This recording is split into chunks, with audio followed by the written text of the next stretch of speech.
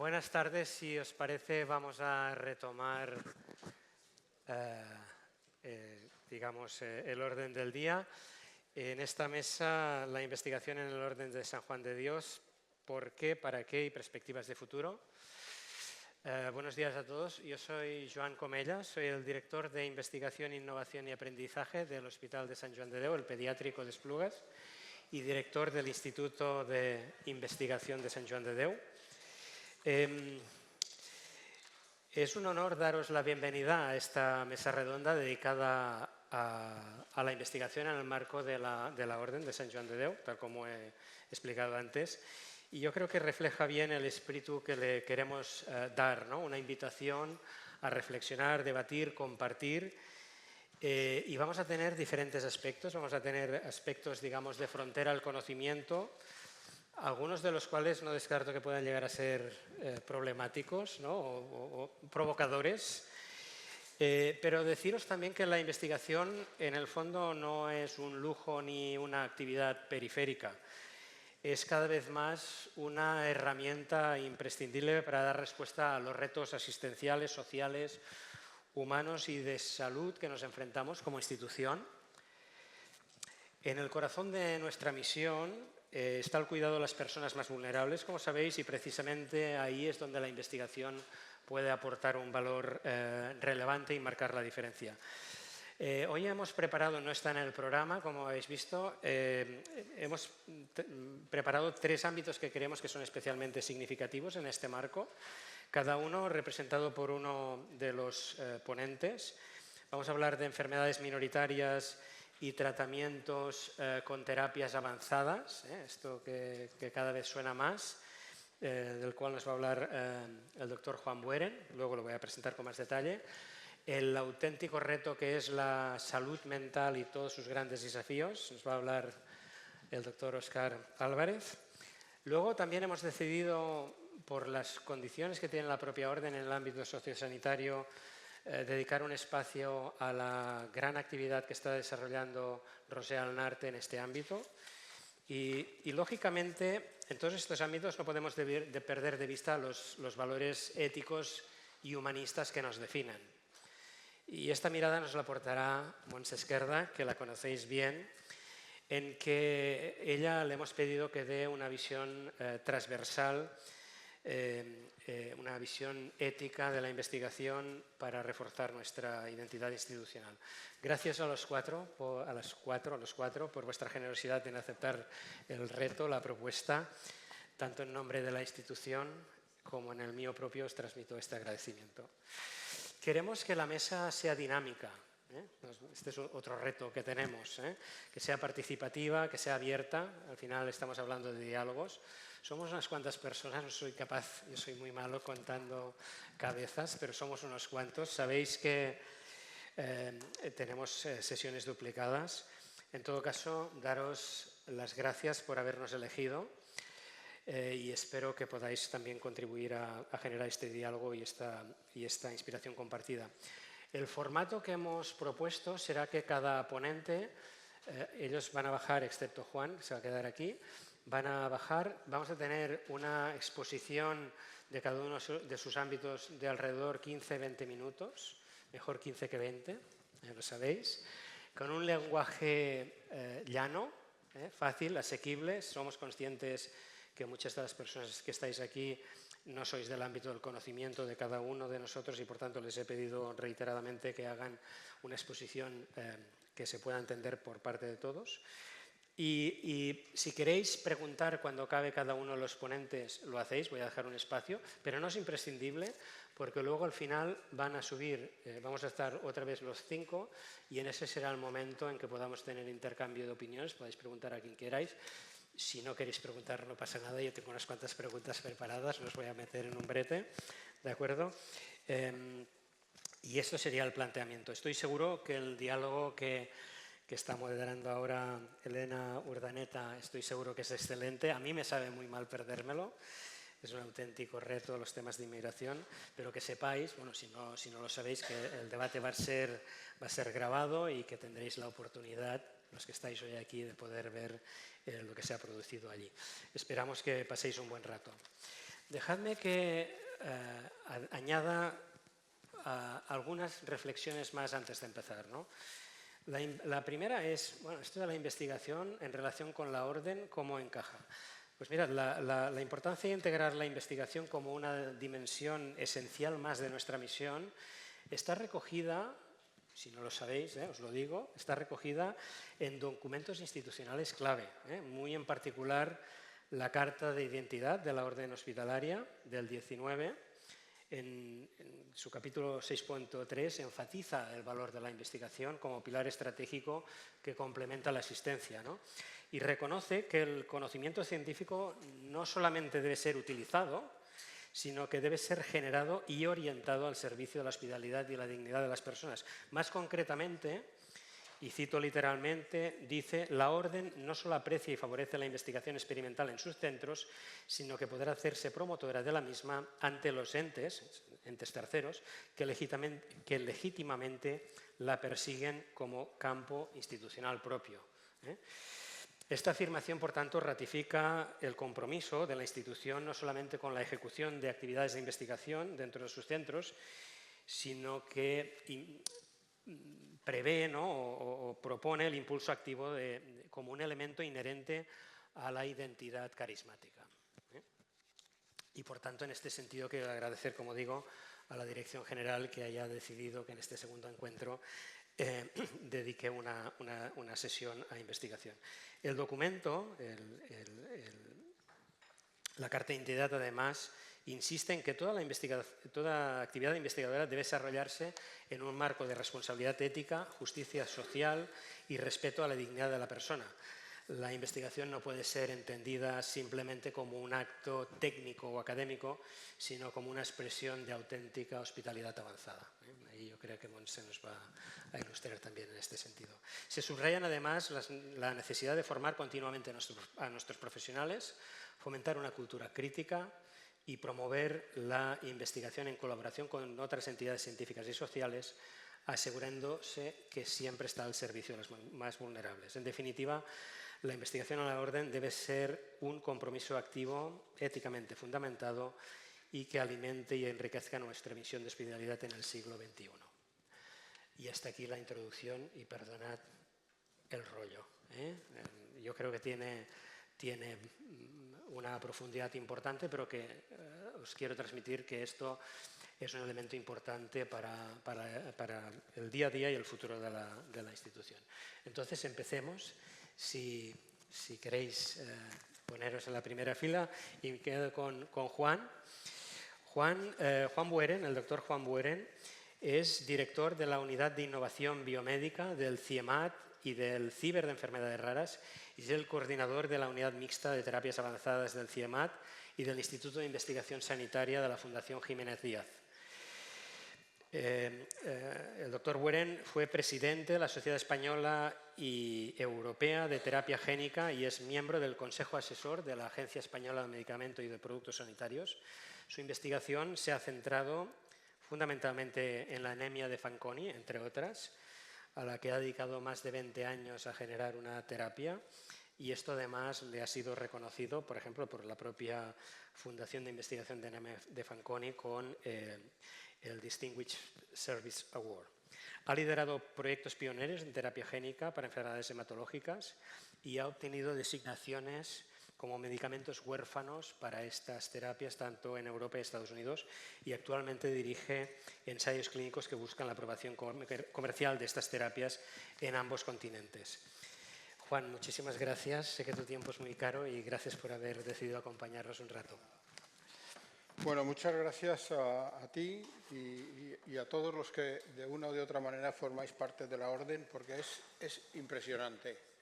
Y cada vez que me invitáis aquí a algún evento es que alucino más. Lo que se ha reunido aquí es realmente admirable. El programa pone de manifiesto todo el trabajo que estáis haciendo, y que también os acordéis de la investigación, pues es fruto de la inteligencia, no solo del cariño con el que tratáis a los pacientes, sino la inteligencia con la que desarrolláis el trabajo. Así que muchas gracias por invitarme.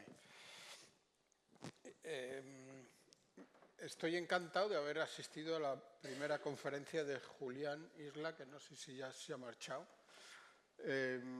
por dos razones. Principalmente porque ya le encarga un trabajo y en segundo lugar porque me siento muy identificado con dos cosas que ha mencionado él. Lo de ser paracaidista, y veréis por qué. De hecho, yo me considero como paracaidista, pero de caída libre. Y por otra parte, por ser pesado. Y yo creo que solamente siendo pesado en España se pueden conseguir cosas trabajando en el campo de la investigación.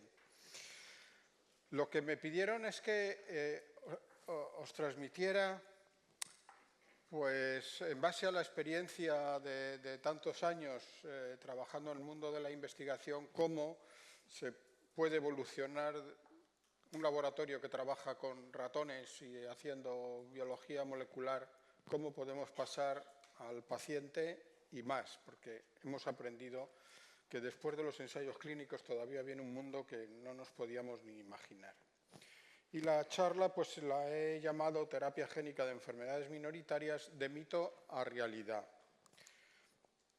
Antes de nada pongo aquí algunos conflictos de interés que están todos ellos relacionados de una colaboración que establecimos a partir del año 2016 con una compañía farmacéutica y luego veréis el motivo de esta colaboración.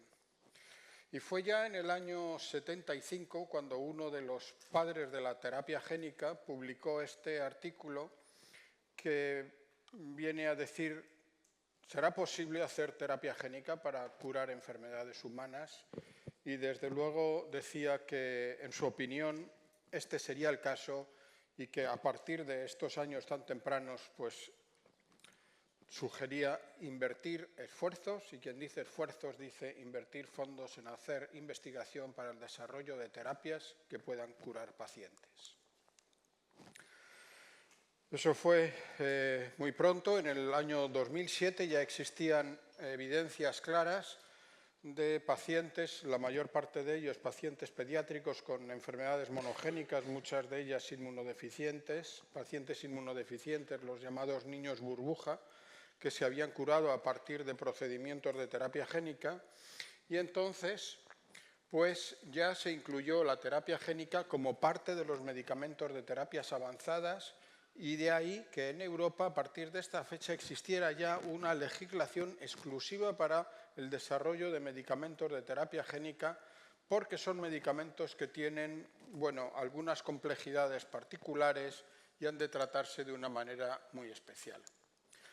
Como os decía, durante los primeros años, las primeras enfermedades que se trataron fueron enfermedades hereditarias, enfermedades, la mayor parte de ellas pediátricas, muy graves, que no encontraban tratamiento por otro tipo de alternativas, pero más recientemente hemos encontrado que la terapia génica puede ser muy útil no solo para el tratamiento de enfermedades muy raras, aunque graves, sino también para el tratamiento de enfermedades adquiridas y mucho más frecuentes que muchas de las enfermedades monogénicas, y como por ejemplo pues hablamos del cáncer o de otro tipo de patologías.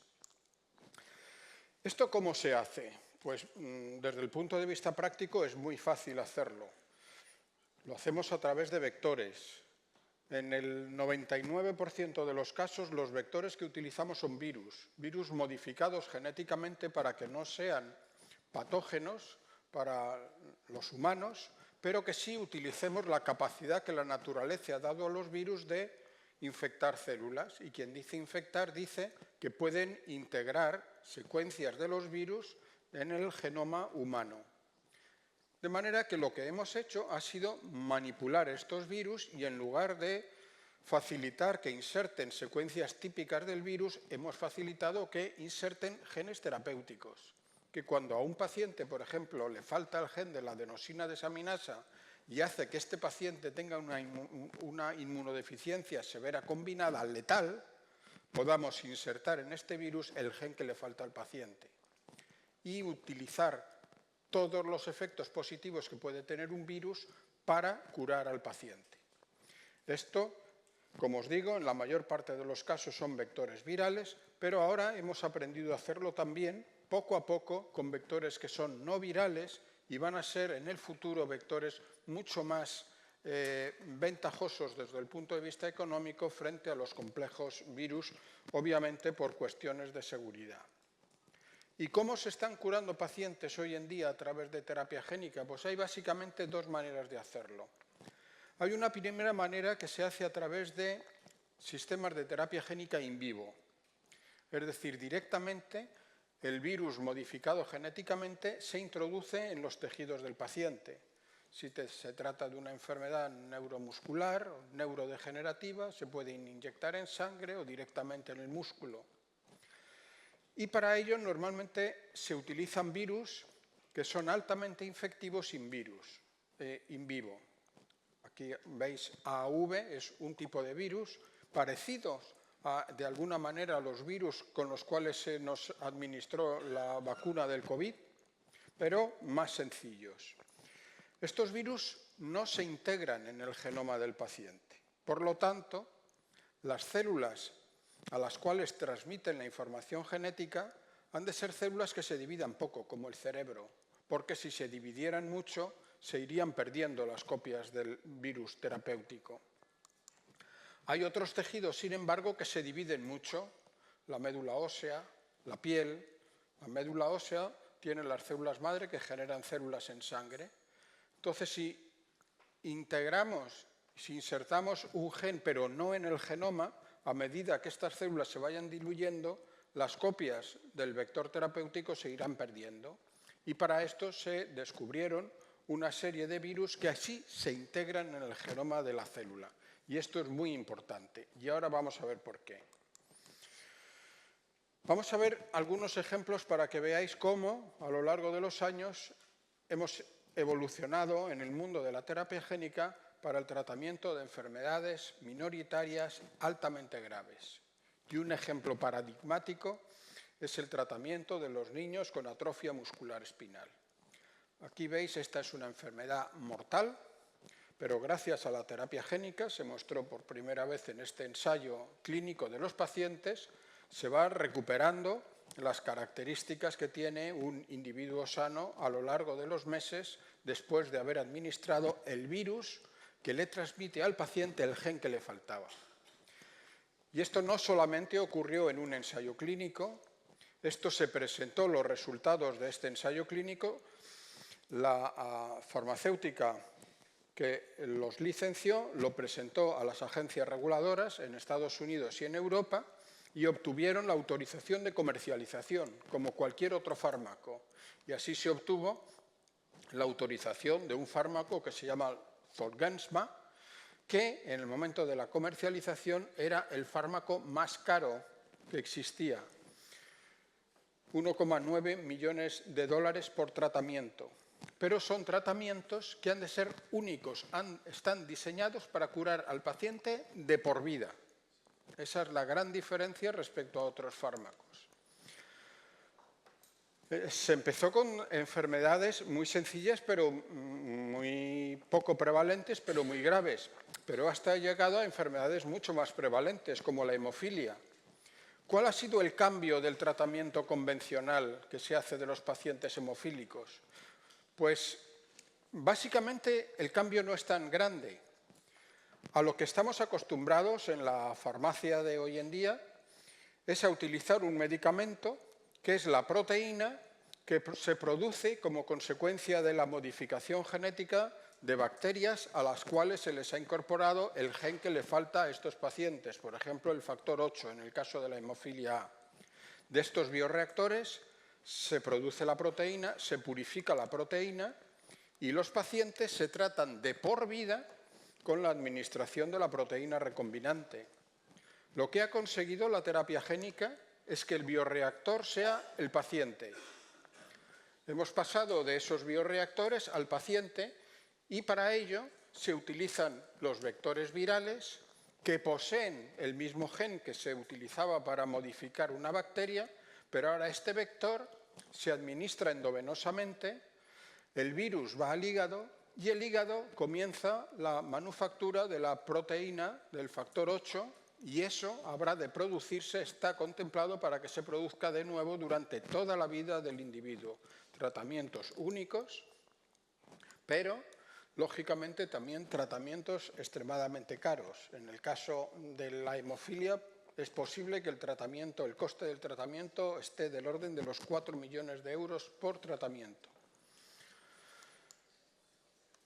Hemos hablado de algunos ejemplos de terapia génica in vivo, pero para tejidos altamente proliferativos, si estamos hablando de tejidos como la médula ósea, tenemos que utilizar virus que se integren en el genoma de las células madre que están en la médula ósea.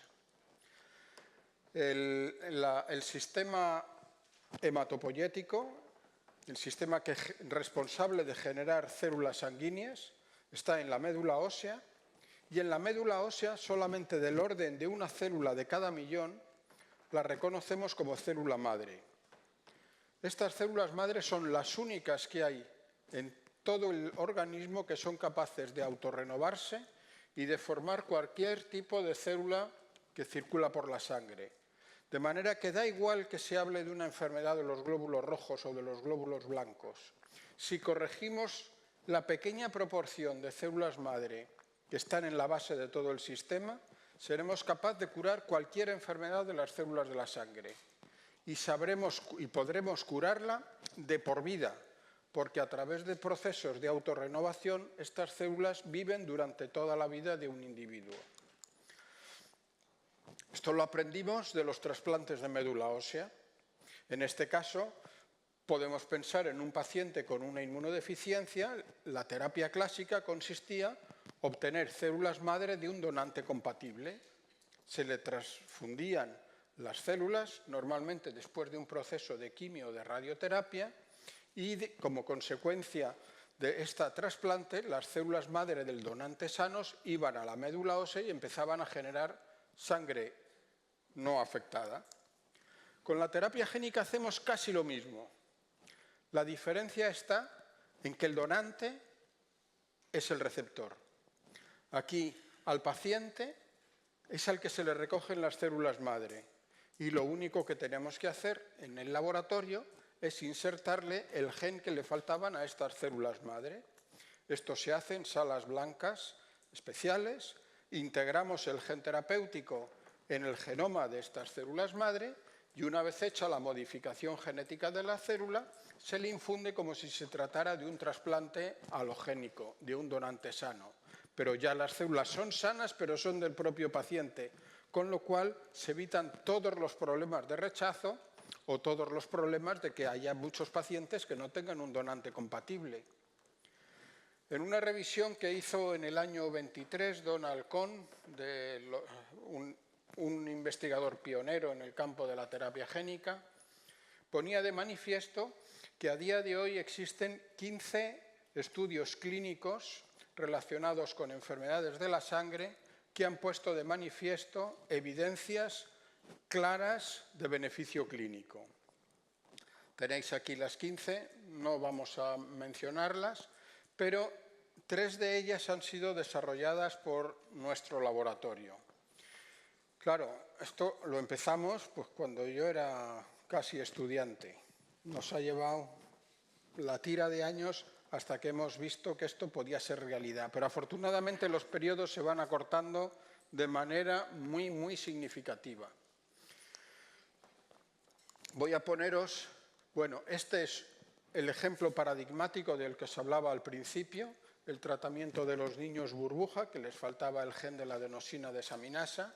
Hubo un investigador, Alessandro Aiuti, que empezando en Estados Unidos, pero continuando en el Hospital San Rafael de Milán, demostró la eficacia de esta terapia para curar estos pacientes hace ya más de 20 años. Y de hecho, fue el primer medicamento basado en la modificación genética de una célula que se aprobó en Europa. El medicamento es la célula del paciente que se ha modificado genéticamente. Este es el fármaco. Y esto es lo que ha dado precisamente toda la necesidad de regular este tipo de medicamentos de manera diferencial a lo que son fármacos estándar. Voy a hablaros ahora de 2 enfermedades en las cuales nosotros llevamos trabajando un ferro de años. La primera de ellas es una enfermedad muy compleja, tanto desde el punto de vista genético como desde el punto de vista clínico. Se llama anemia de Fanconi. Desde el punto de vista clínico veis que se caracteriza porque del orden del 80% de los pacientes durante la primera década de vida van a hacer fallo de médula ósea, es decir, estos pacientes dejan de producir células de la sangre, con lo cual tienen anemias severas, no tienen leucocitos, desarrollan infecciones importantes, dejan de tener plaquetas, sangrados continuos. Y la única terapia para esto eficaz es el trasplante de un donante cuando lo hay, pero no siempre lo hay. Y por otra parte, como es una enfermedad que está asociada a fallos en la reparación del ADN, los trasplantes de médula ósea suelen conllevar a una incidencia muy alta de tumores a largo plazo. Estos pacientes, para que os hagáis una idea, cuando son mayores tienen una predisposición para hacer tumores de cabeza y cuello 700 veces más alta de lo normal. Y cuando están trasplantados, unas 4 o 5 veces más todavía. Entonces estaba claro que había que desarrollar una terapia alternativa al trasplante de médula ósea y, en todo caso, única terapia que podría ser válida para pacientes que no tuvieran un donante. Y se nos ocurrió esto 15 años después de haber podido curar ratones. El procedimiento consistía básicamente en recoger las células de la médula ósea que podíamos movilizar a sangre periférica con una serie de factores de crecimiento, recogíamos las células de la sangre periférica movilizada y en una sala blanca que tenemos en el laboratorio poníamos en contacto un virus modificado genéticamente con el gen que les falta a estos pacientes. Y una vez que lo teníamos corregido, lo infundíamos. Y además lo infundimos en ausencia de ningún tipo de quimioterapia. Obviamente todos nuestros colegas nos decían que sin quimioterapia imposible injertar una célula madre. Pero, y de aquí lo importante, los experimentos que habíamos hecho en modelos de ratón nos habían puesto de manifiesto que las células madre de estos pacientes, al crecer tan mal, como consecuencia de la corrección genética, crecían mejor de lo normal. Y dijimos, vamos a probar. Y en el pasado mes de noviembre pudimos demostrar que incluso en ausencia de quimioterapia, aquí veis la evolución, cómo iban perdiendo células de sangre periférica, y son los 2 primeros pacientes del mundo que han visto una reversión lenta pero progresiva de su fallo de médula ósea. Es decir, bueno, obviamente también para esto fue extraordinariamente importante montar una fundación de anemia de Fanconi, porque hubo que explicarles muy bien a los padres de estos críos que lo que nosotros pensábamos hacer no era una quimera, no era una locura, a pesar de que en Estados Unidos se había hecho anteriormente 4 ensayos clínicos para lo mismo que había fallado. Y gracias a esto, pues ahora mismo lo hemos licenciado a una empresa farmacéutica que confiamos, como en los otros casos, pueda tener autorización de comercialización, por lo menos en Europa y en Estados Unidos. Para finalizar, quiero mostraros otra enfermedad en la cual hemos tenido resultados muy recientes. Es una inmunodeficiencia grave que se llama deficiencia de adhesión leucocitaria. Todos nosotros tenemos por nuestra sangre circulando glóbulos blancos, pero cuando hay una infección estos glóbulos blancos salen del torrente sanguíneo y se van a los tejidos infectados. En estos pacientes esto no puede pasar porque les falta una proteína que está en la superficie de los glóbulos blancos que es necesaria para que puedan salir del endotelio de los vasos e ir a los tejidos infectados. Y cuando esa ausencia es básicamente total, cuando no tienen nada de expresión de esta proteína, la supervivencia de los pacientes al cabo de los 3 años de vida es tan baja como del orden del 25 o el 30%. El 70% de los pacientes aproximadamente fallece antes de los 3 años. de manera que también pensamos que esta sería una buena opción, la terapia génica, una buena opción terapéutica para el tratamiento de los pacientes con esta inmunodeficiencia. Allí arriba a la izquierda veis la publicación que nosotros hicimos en el año 2016, en donde describíamos un vector terapéutico que podía curar los ratones. Eso fue en el año 2016 y hace a primeros de mayo, en una revista médica de alto índice de impacto, se publicaron los resultados de un ensayo clínico internacional que probablemente habéis visto en la prensa en estos días. Estos han sido 3 de los pacientes tratados, 3 pacientes de una misma familia, que lógicamente se consideraba la familia más desgraciada del mundo por tener 3 pacientes, todos ellos con la misma enfermedad genética mortal. Aquí se ve cómo después de la terapia génica, 9 de los 9 pacientes tratados consiguieron rescatar niveles básicamente normales, niveles terapéuticos de la proteína que les faltaba a estos pacientes. Y, bueno, pues veis, la tasa de supervivencia ha pasado de ser de un 30% a un 100%, y la incidencia de infecciones ha bajado en más de un 80% en todos los casos. Cuando decía que estamos pasando de un mito a una realidad, es que aquí tenéis marcado todos los medicamentos de terapia génica que están comercializados en este momento en Europa. Esto es lo bueno, va aumentando en los últimos años el número de medicamentos de terapia génica. El problema es este que veis aquí, y es que el coste es altísimo. Y, por lo tanto, las asociaciones científicas estamos intentando hacer lo que podamos para hacer este tipo de tratamientos más accesibles. Dentro de la Sociedad Europea de Terapia Génica y Celular tenemos un consorcio para tratar de abaratar los costes todo lo que podamos.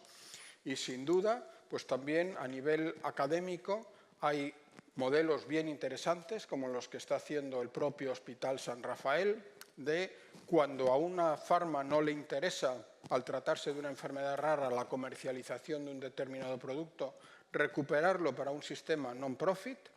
También aquí en Barcelona tenéis el modelo de células CAR-T, que se están utilizando a través de un sistema que se conoce como autorización de uso hospitalario.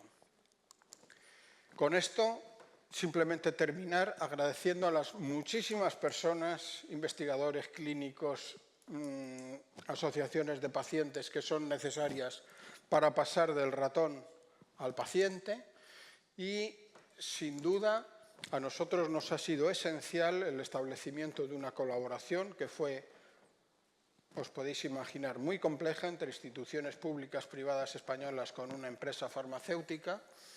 Y había mandado una diapositiva, pero que no está, pero no quería dejar de mencionar que, aunque todavía no está firmado, tenemos en marcha y pendiente de firma un acuerdo institucional muy importante entre nuestro centro, el CIEMAT, y el Hospital Sant Joan de Déu. Y tenemos muchísimas esperanzas en lo que pueda venir detrás de la firma de este acuerdo.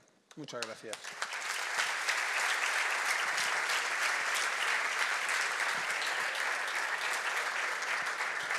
Gracias, Juan. No sé si tenéis alguna pregunta, os podéis esperar al final. Dejadme que diga, ¿no? Es decir, un poco, quizás lo hubiese tenido que decir al principio, por qué hemos elegido esto. Ya veis, luego vamos a hablar, ¿no?, de precios y de abandono de patentes, ¿no? Pero es verdad que alguien decía hace poco que ningún niño debería sufrir o morir simplemente porque su enfermedad sea tan poco frecuente que no le importe a nadie, ¿no?, en investigar. Y ahí es donde volvemos a encontrar la orden, o la dignidad de un niño debe ser respetada independientemente de su origen étnico, nacionalidad u origen social, ¿no? Y para eso las colaboraciones como la que tú decías, que tú estás muy contento, nosotros estamos todavía, bueno, por lo menos igual de contentos. Muchísimas gracias, Juan. Pasamos al siguiente, Óscar. Os presento a Óscar Álvarez. Óscar Álvarez es psiquiatra del Parc Sanitari Sant Joan de Déu en Sant Boi. Y él es miembro del Royal College of Psychiatrists del Reino Unido. Se formó en medicina en Salamanca y en psiquiatría y en psicoterapia en el Reino Unido, y tiene un interés particular desde hace mucho tiempo en psiquiatría transcultural, en trauma, somatización, depresión y medicinas tradicionales, y participa en una cosa extremadamente novedosa de la que nos va a hablar hoy, que es en ensayos clínicos utilizando psicodélicos como la dimetiltriptamina o la psilocibina para tratar depresión resistente, y también en proyectos de fibromialgia y angustia existencial ante la muerte. Él va a hablarnos el título de su charla es Del ritual a la clínica, psicodélicos y nuevo horizonte terapéutico. Gracias. Gracias, Joan. Bueno, no sé, cuando venía de esta mañana para el trabajo vi una noticia en los periódicos, en el periódico de La Vanguardia, ¿no?, que hablaba de un nuevo estudio sobre qué es lo que provoca la felicidad, qué está detrás de la felicidad, ¿no? Y parece que era un estudio que era el Global Flourishing Project, el proyecto global de florecimiento, y era un proyecto masivo de no sé cuántas mil encuestas, siguiendo durante muchos años a personas de diferentes países a ver qué determinaba que una persona floreciera, ¿no?, más allá de qué hacía que una persona fuera feliz, qué hacía que una persona floreciera. Y me llamó la atención porque estaba relacionado con lo que voy a hablar hoy, y es un poco esta idea de que salía en la encuesta, salía en el estudio, en el artículo, que cosas que hacían que personas florecieran más, que fueran más felices, eran dos importantes, que serían: una, que fueran casados, es decir, que estaba conectado con las relaciones humanas, ¿no?, y otro, que fueran religiosos, que tuvieran una religión. Y es por ahí por donde voy a entrar yo, porque voy a hablar de sustancias, ¿no?, que de alguna manera nos ponen en contacto con las dimensiones espirituales de la vida, y que, qué casualidad, parece que están siendo efectivas en personas que están deprimidas y que han perdido el sentido en la vida, ¿no es así? Entonces, siempre tengo que recordarme en estas charlas que bueno, no es habitual esto de escuchar la palabra psicodélicos junto con caminos hacia sanación integral, ¿no? O sea, dentro del mundo en el que yo estoy, en esta especie de cama de resonancia, es casi evidente, ¿no?, que estos son herramientas súper potentes y con gran potencial, pero claro, hasta hace muy poquito, las razones de las que estoy aquí yo hoy es porque Joan Comella vio una charla mía hace un par de años y dijo: uy, qué cosa más extraña esto, ¿no?, de psicodélicos y de investigación.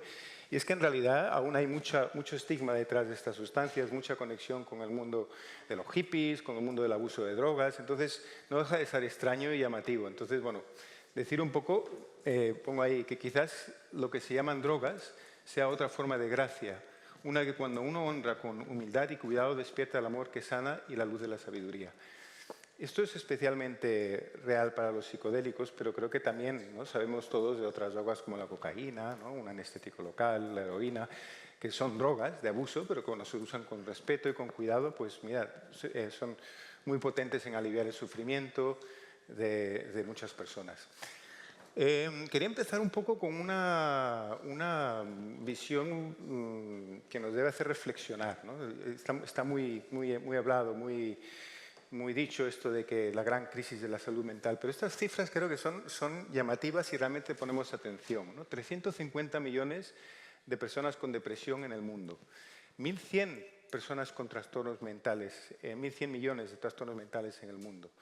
De ellas, un 70% no reciben un tratamiento adecuado.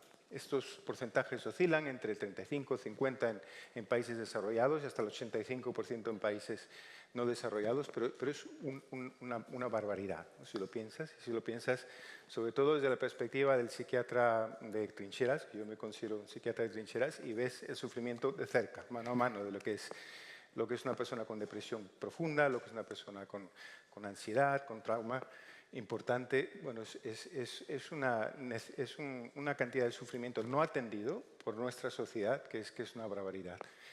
de lo cual ya era muy consciente San Juan cuando hizo de su misión estar al lado del sufrimiento de personas que sufrían de esta manera, ¿no es así? Y de estas personas, incluso que por suerte, de donde viven, del país en el que nacieron, tienen tratamiento, hay un 30% de resistencia con las terapias y los tratamientos habituales en enfermedades como la depresión mayor, como la esquizofrenia, como la ansiedad. Es decir, aún así, aquellos que pueden acceder a tratamientos, pues nos encontramos con mucha resistencia a nivel de tratamiento. Entonces, decía, yo trabajo cuatro quintas partes de mi trabajo es con pacientes, la mitad de ellas con pacientes inmigrados y problemas de salud mental, la otra mitad en un hospital de día con ciudadanos, vamos a llamarlo de primera, porque tener en cuenta que las personas que además de sufrir de salud mental son inmigrantes, no tienen papeles, acaban de llegar, pues tienen una doble marginación. La marginación del sufrimiento que les causa la enfermedad, más la marginación de no ser aceptados como ciudadanos normales, ¿no? No tener derecho a papeles, a trabajo, a vivienda decente, ¿no? Entonces, bueno, quiero decir que este sufrimiento lo veo muy de cerca, muy en el día a día. Y la otra quinta parte, pues la dedico a la investigación. La dedico desde hace unos 6, 7 años a la investigación con psicodélicos porque me parece un campo con un potencial realmente transformador para la psiquiatría por muchas razones que iréis viendo conforme avance esta charla. Os hablaré de estas sustancias, los psicodélicos, estas misteriosas sustancias. Os hablaré de cómo es que los psicodélicos parece ser que producen el cambio y la mejoría en pacientes con trastornos mentales, que es sobre todo la experiencia subjetiva que uno tiene con estas sustancias, más que la neuroquímica o la molécula y lo demás. Y os hablaré también de qué tienen de especial estos estados que inducen los psicodélicos, estados aumentados, místicos, transpersonales, y para acabar un poco con los retos que esto supone a la hora de investigar sobre estas sustancias, de tratar a pacientes con estas sustancias, porque son evidentemente muchas preguntas que surgen, ¿no?, de esta forma de trabajar. ¿Qué son los psicodélicos? Bueno, son una mezcla bastante variopinta de sustancias, moléculas, algunas de ellas usadas desde hace muchísimos años. Digamos que al menos hay datos arqueológicos de uso de la psilocibina hace 3.000 años en las culturas de Mesoamérica, por ejemplo, con funciones curativas, funciones terapéuticas, hasta sustancias más modernas, como el MDMA, que se sintetizó por Merck en el 1914, estamos hablando ya hace muchos años, pero que en ese momento se investigaba para un tema de coagulación de la sangre y es solo a partir de los años 60 que un químico, Shulgin, empezó a producir esta molécula en su propia casa, en su propio laboratorio, empezó a experimentar usando las propiedades que tenía el MDMA, que es conocido por generar empatía en las personas, generar aumentar el vínculo con el terapeuta, abrir, por así decirlo, el corazón, ¿no?, y permitir a las personas revisitar ciertos traumas, ¿no?, que de otra manera sería imposible de conectar con ellos, ¿no? Entonces, esta sustancia es el MDMA. Luego se prohibió en el 1985, o sea, tuvo una vida cortita de poder usar terapéuticamente. Y luego tenemos el LSD, que como sabéis fue sintetizada por Hoffman, allá por los años del 38 o por ahí, y que bueno, tuvo un auge de utilización muy importante, sobre todo en adicciones, durante aquella época, en los años 50, llegándose a utilizar incluso para formar a residentes de psiquiatría, para darles una experiencia de primera mano de lo que puede ser un estado psicótico, ¿no? Esta era la justificación para dársela a los residentes en ese momento. Bueno, esto es un poco las sustancias de las que hablo, desde una perspectiva un poco histórica, pero hay que entender que toda esta trayectoria, digamos, de uso terapéutico y científico se vio truncada alrededor de los años 60 o 70 por, digamos, un esfuerzo de prohibición, sobre todo viniendo del gobierno de Nixon, donde todas estas sustancias un poco se pusieron en el mismo saco con otras sustancias y drogas de abuso a raíz de la revolución hippie y demás, y se planteó pues, que no eran sustancias que se podían utilizar a nivel terapéutico.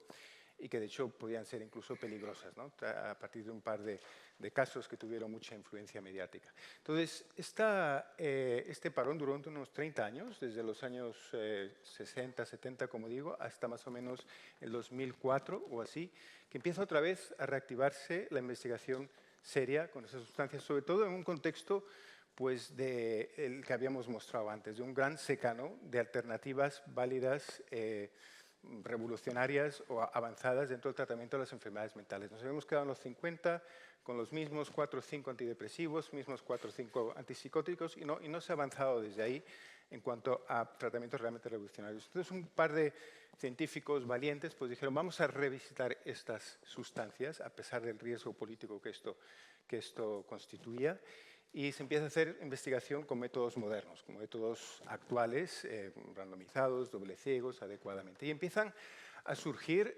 promesas clínicas importantes en campos como la ansiedad existencial ante la muerte, el trastorno por estrés postraumático, la ansiedad generalizada.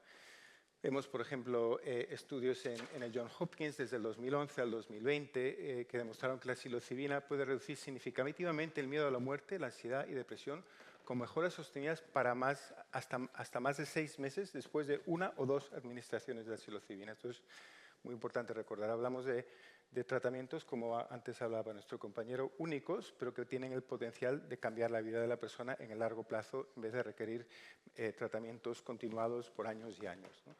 Tenemos el trastorno por estrés postraumático, que quizás es la sustancia, el MDA, que más se ha estudiado hasta la fecha y que ha estado más cerca de recibir aprobación por la FDA el año pasado, justamente.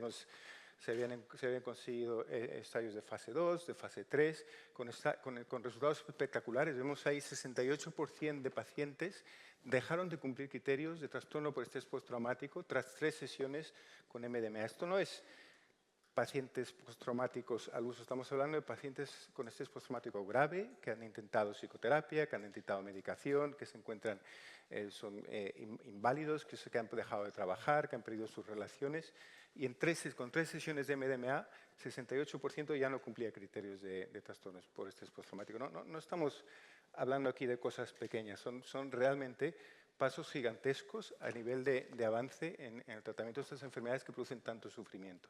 Y este es el más reciente, que es el LSD, que por las asociaciones con el movimiento hippie es el que más ha tardado en volverse a atrever las personas un poco a hacer investigación con ellos, pero asombrosamente en este ensayo dirigido por MindMed, que es una compañía norteamericana, que nosotros íbamos a participar en este ensayo. Al final, a última hora, se decidieron que España no sería un buen lugar para hacerlo, pero encontraron eficacia muy importante en la ansiedad generalizada, con remisión, una vez más, de síntomas ansiosos en solo 12 semanas y efecto prácticamente empezando al día siguiente de la administración de la sesión. Es decir, una vez más, este patrón de dosis únicas o pocas dosis con efecto muy rápido de mejoría y con mantenimiento en el tiempo.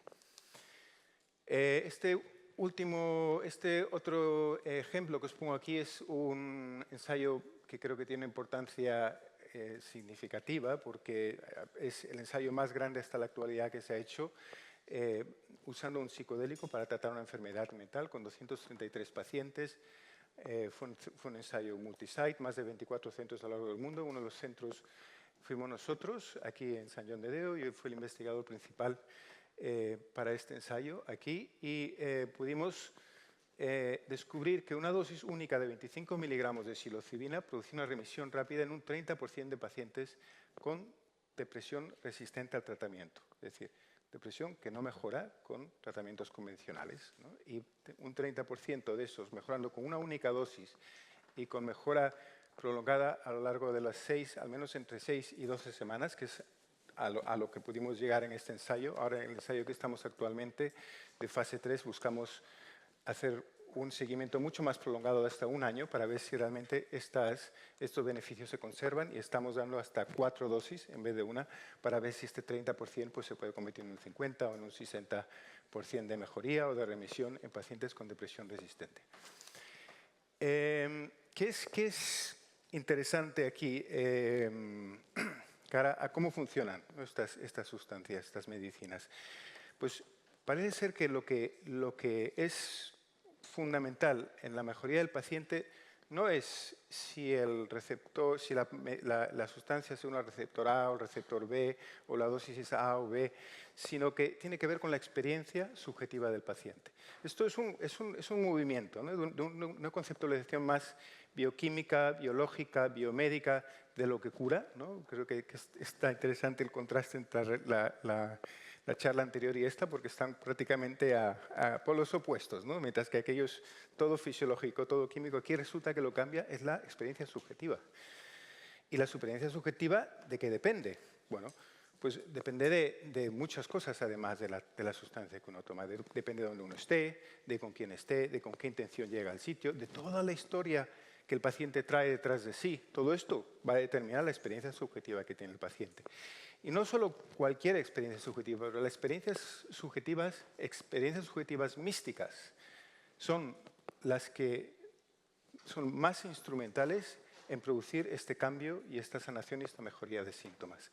Experiencias que se llaman de unión oceánica, por ejemplo, que parece que están correlacionadas directamente con la mejoría en la depresión, más aún incluso que lo que es la dosis del medicamento que uno da. Es decir, pacientes con dosis más bajas de psilocibina, pero que tienen experiencias más potentes de tipo oceánico, mejoran más que pacientes con dosis altas, pero que no han tenido esta experiencia, sino han tenido una experiencia de otro tipo. O sea que es la experiencia subjetiva lo que cambia.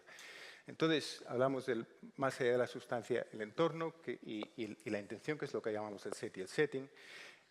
Hablamos de un concepto que, mientras preparaba esta charla, leía un libro de una persona que se llama Alan Watts, un escritor, no sé si alguno de vosotros sois familiares, pero merece la pena realmente. Es un libro que se llamaba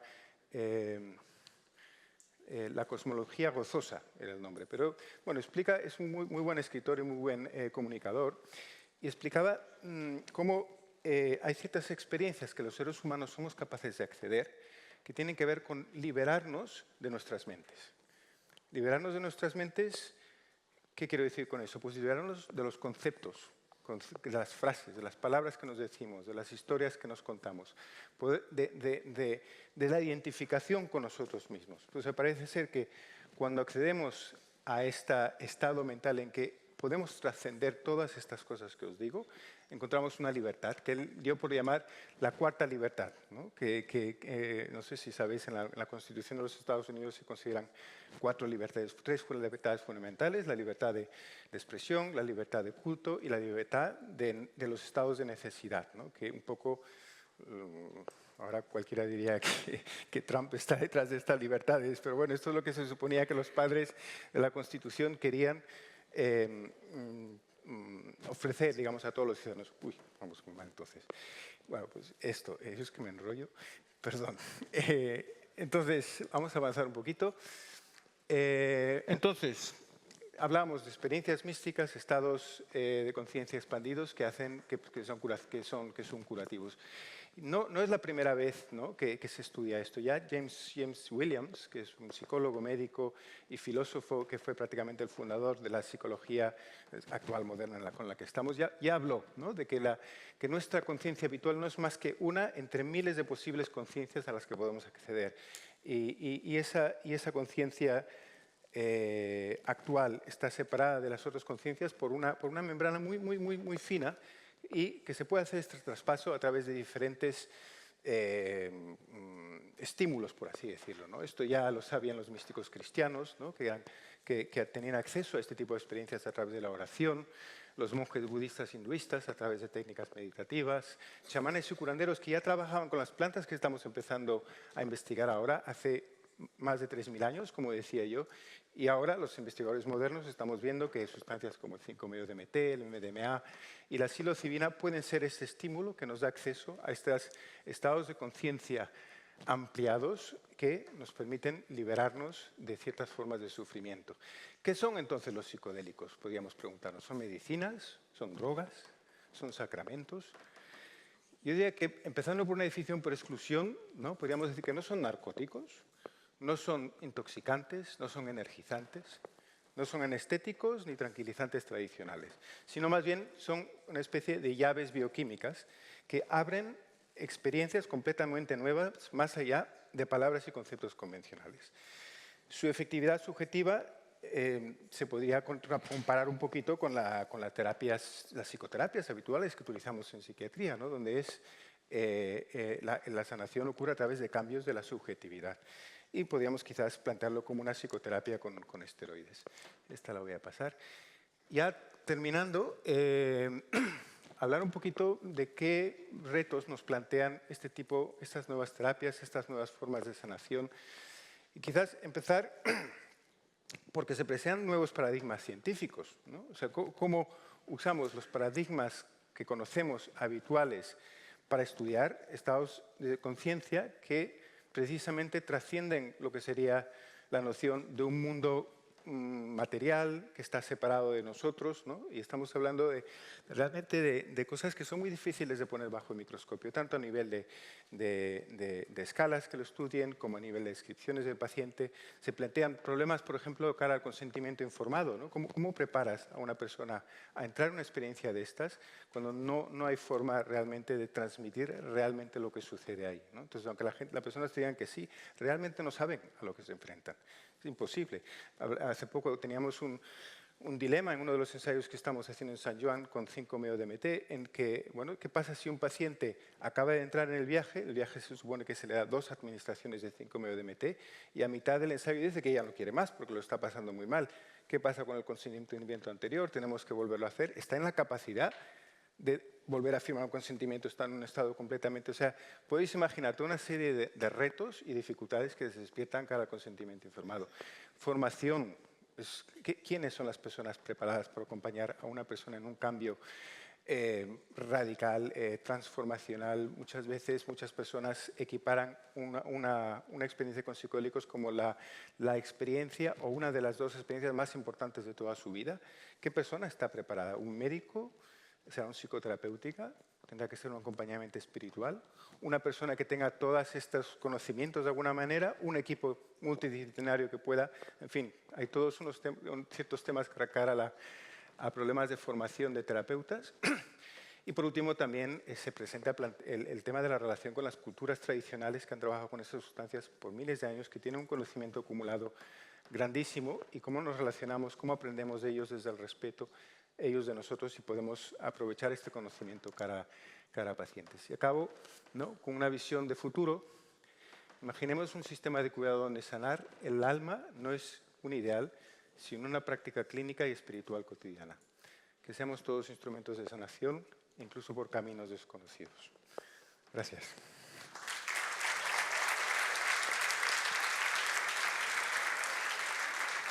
Gracias, Óscar. Vamos un poco justitos de tiempo, no pasa nada.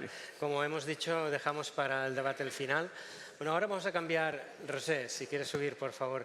Vamos a cambiar completamente de registro. Rosé Arnalte es la responsable del área de promoción y gestión de la investigación y adjunta a la dirección de la Fundación de Sant Joan de Déu en Barcelona. Ella es licenciada en Administración y Dirección de Empresas y máster de Liderazgo y Gestión de la Ciencia en la Universidad Pompeu Fabra y forma parte del equipo de la Fundación desde el año 2010, donde lidera esta dirección de promoción y gestión de la investigación, y a lo largo de estos años ha acompañado de forma muy exitosa el desarrollo, el crecimiento y la internacionalización de la investigación llevadas a cabo en los centros de Sant Joan de Déu vinculados a la Fundación, especialmente el Hospital Materno-Infantil y el Parc Sanitari, y desde el año 2020 ha ampliado su radio de acción a otros centros del ámbito social, y es precisamente esta experiencia la que nos viene hoy a compartir. Como veis, hemos cambiado completamente de registro. Ella nos va a hablar de investigación de impacto en el ecosistema de la Orden y los ejemplos de éxito en el ámbito social. Cuando quieras. Joan. Me gustaría que imaginarais, ¿se me oye muy fuerte? Bien.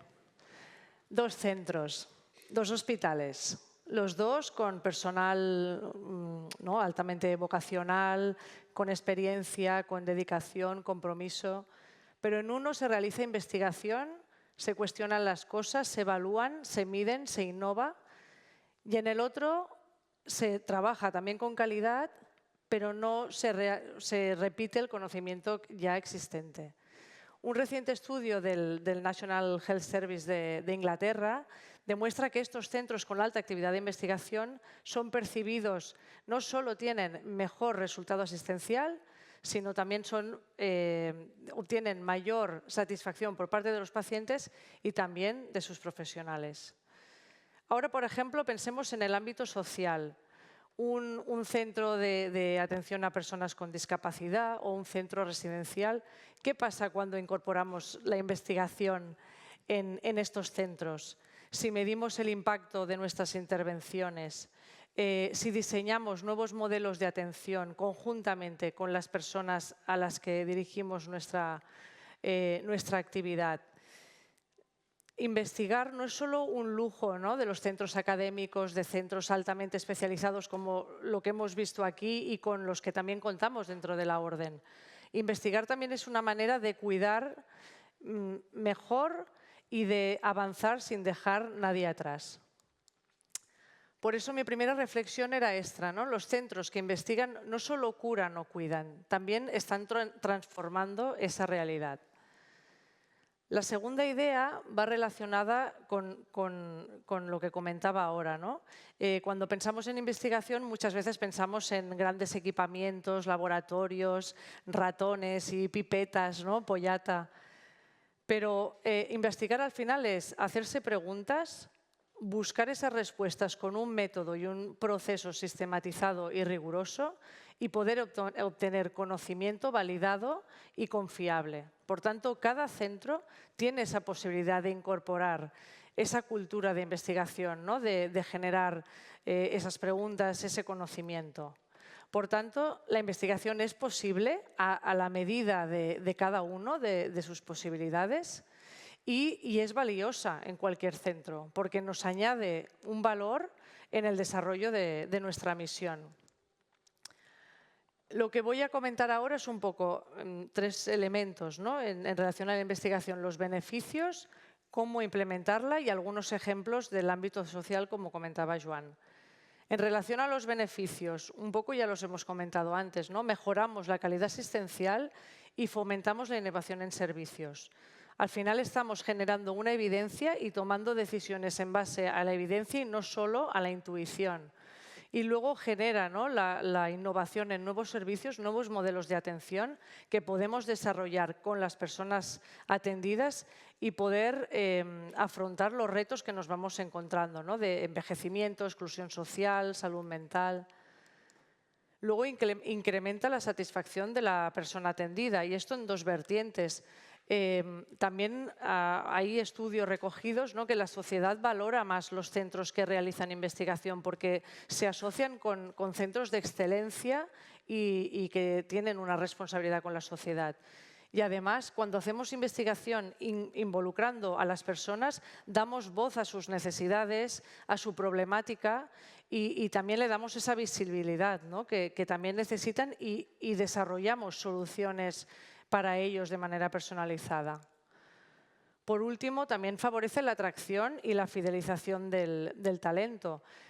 Lo podemos atraer porque si tenemos un centro con una cultura investigadora, esas personas con esa inquietud va a ser más fácil, ¿no?, poderlas atraer. Son perfiles pues, muy específicos, ¿no?, y también a veces la capacidad de identificarlos dentro de la propia institución, ¿no?, y de acompañarlos. En relación a la fidelización, como sabéis, la motivación tiene como tres patas, ¿no? Hay una motivación más extrínseca, ¿no?, pues el salario que percibimos por realizar una tarea; una intrínseca, que es la voluntad de querer hacer bien nuestras actividades; pero luego una trascendente, ¿no?, que es ir más allá, ayudar al otro y aportar algo, ¿no?, que va a trascender.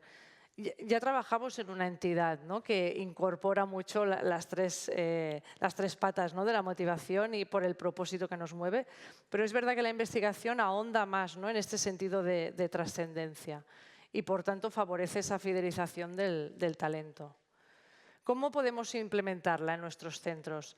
Pues lo primero son personas y investigadores, ¿no? Yo, como trabajo en la Fundación de Investigación y tenemos mucha actividad, los centros a veces: oye, yo quiero investigar. Digo, bueno, pues tienes que investigar tú. O sea, yo soy una estructura de apoyo que puedo acompañar, pero al final hace falta esas personas y ese talento, ¿no?, que puede ser interno pero también puede ser externo y establecer colaboraciones y alianzas.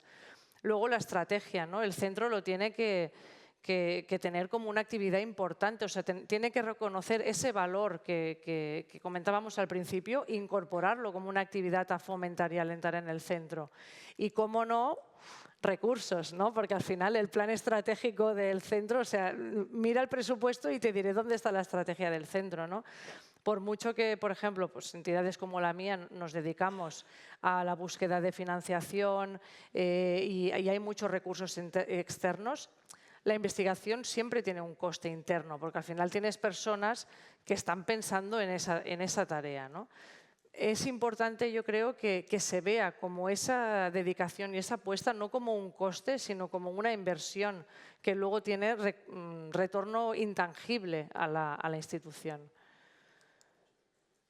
También, bueno, las estructuras de apoyo, ¿no? Yo misma pues, trabajo en la Fundación de Investigación de Barcelona y trabajamos pues, con el perímetro de la Universidad, de la Unidad Territorial 1, especialmente pues, el Instituto Sant Joan de Déu, con el Hospital Parc Sanitari, pero también los otros centros, ¿no? Estas estructuras ayudan al centro. ¿Por qué? Porque nos dedicamos a servicios especializados en todo el ciclo de la investigación. Desde la idea, la búsqueda de oportunidades de financiación, la gestión de proyectos, la investigación clínica, la gestión del conocimiento, transferencia. Entonces, esto también es interesante. Por eso también se identificó ya hace un tiempo y sobre todo con el trabajo de la provincia única, que no todos los centros en la provincia tienen acceso a estas estructuras de apoyo. Yo hace ahora algo más de un año que participamos en un grupo de impulso de la investigación con la Fundación Juan Ciudat, con la Asociación Sant Joan de Déu Cataluña, la Fundación de Madrid, que se ha incorporado ahora recientemente, y yo misma. Y hemos estado estos primeros 12 meses, primero, conociéndonos, haciendo también terapia de grupo, pero bueno, viendo con qué centros trabajábamos, qué conocimientos tenemos cada uno, con qué convocatorias, qué tipo de proyecto. Y hemos estado un poco haciendo el trabajo interno, ¿no? De análisis y diagnóstico. Pero ahora sí que durante estos próximos 12 meses, y os hago ya el spoiler aquí, sí que vamos a empezar ya a trabajar más con los centros, queremos crear una red de referentes, queremos crear un canal de asesoramiento para que los que no tienen una estructura de apoyo directa puedan tener algún sitio donde dirigirse, y también queremos crear un itinerario formativo que pueda dar respuesta a las necesidades de los profesionales que tengan este interés en investigación. Y luego, pues algunos ejemplos, ¿vale?, de proyectos que estamos llevando a cabo. Como ha introducido Joan antes, históricamente con la Fundación pues hemos trabajado con el Hospital Infantil y el Parc Sanitari, pero es verdad que desde 2020 también ponemos más foco en otro tipo de oportunidades y de tipo de proyectos más del ámbito social. Primero decir que ha habido, la verdad, una evolución muy positiva. Voy a poner aquí un ejemplo de 3 proyectos, pero esto es una actividad que gestionamos nosotros desde la Fundación, que sé que hay muchos más proyectos, pero fijaros, la primera columna es el incremento en número de solicitudes de convocatorias externas desde el año 2020. El otro azul es el número de concesiones, proyectos que ya tenemos activos. La mayoría de estos son con financiación europea. Y bueno, hay algunos pendientes de resolver que tenemos ahí la esperanza de que también se transformen en este azul clarito. Entonces voy a explicar 3 proyectos para que veáis que la investigación no es solo esta investigación de alta tecnología, como hemos visto aquí, sino que también hay de otros tipos, ¿no? Por ejemplo, el Come Home es un proyecto que aborda el reto del sinhogarismo. Es un proyecto europeo de 4,5 millones de euros que se lidera desde la casa, desde Sant Joan de Déu, Barcelona, Servicios Sociales Barcelona. Y integra un poco lo que comentaba también Julián esta mañana, Julián Isla, es todo el tema de datos y digitalización y cómo podemos con esos datos tomar decisiones en base a la evidencia para recomendar itinerarios a las personas que atendemos y además utilizar la inteligencia artificial para prevenir y advertir riesgos que pueden haber en el acompañamiento de esa persona.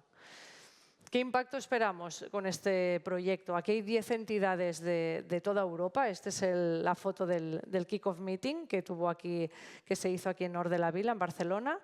Esperamos tener una radiografía más completa del estado de sinhogarismo en Europa, más confianza en la toma de decisiones asistidas por inteligencia artificial, porque nos pasó que conformando el consorcio había entidades que no querían entrar porque tenían miedo del uso todavía, ¿no?, de nuevas tecnologías y de decidir con apoyo a estas nuevas tecnologías, ¿no? Por tanto, esperamos poder también transversalizar y generar más confianza en estas herramientas, dar una respuesta personalizada a la persona atendida y hacer recomendaciones de políticas públicas que ayuden en este sector.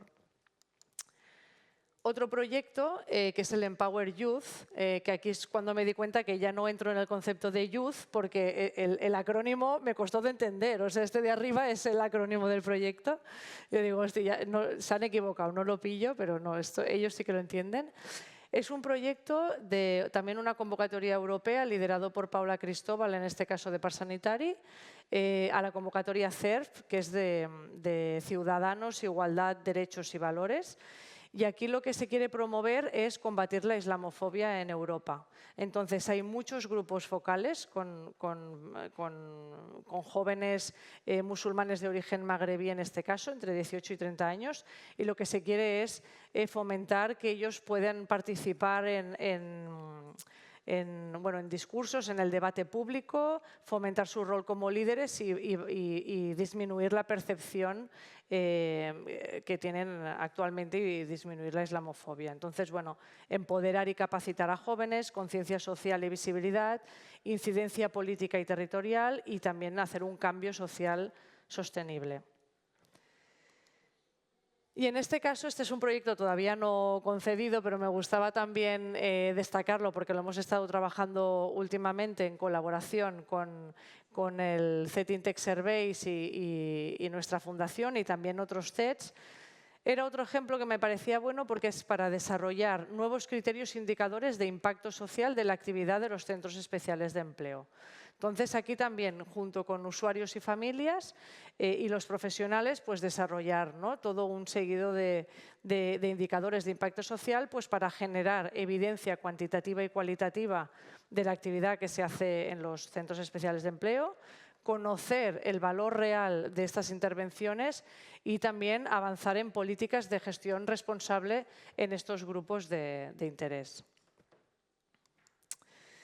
Y nada, sin más, solo quiero terminar recordando unos mensajes clave, ¿no? La investigación transforma, la podemos hacer y es valiosa, nos aporta un valor añadido, nos aporta valor y beneficios tanto a nivel asistencial como para las personas atendidas como para nuestros profesionales.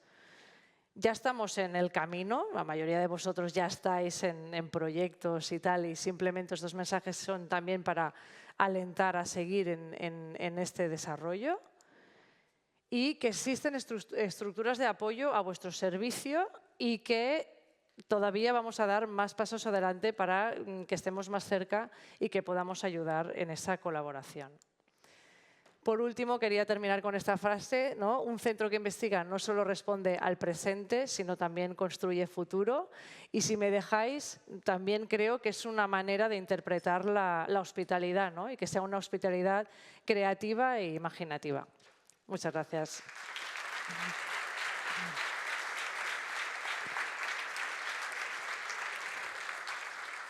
Gracias, Rosé. Siguiendo el mismo esquema, luego subís todos a la vez al final porque vamos un poco justos. Bueno, la última intervención va a ser de Montserrat Esquerda. Ella actualmente es la decana de la Facultad de Ciencias de la Salud de Blanquerna Ramon Llull y es pediatra de Sant Joan de Déu, Terres de Lleida.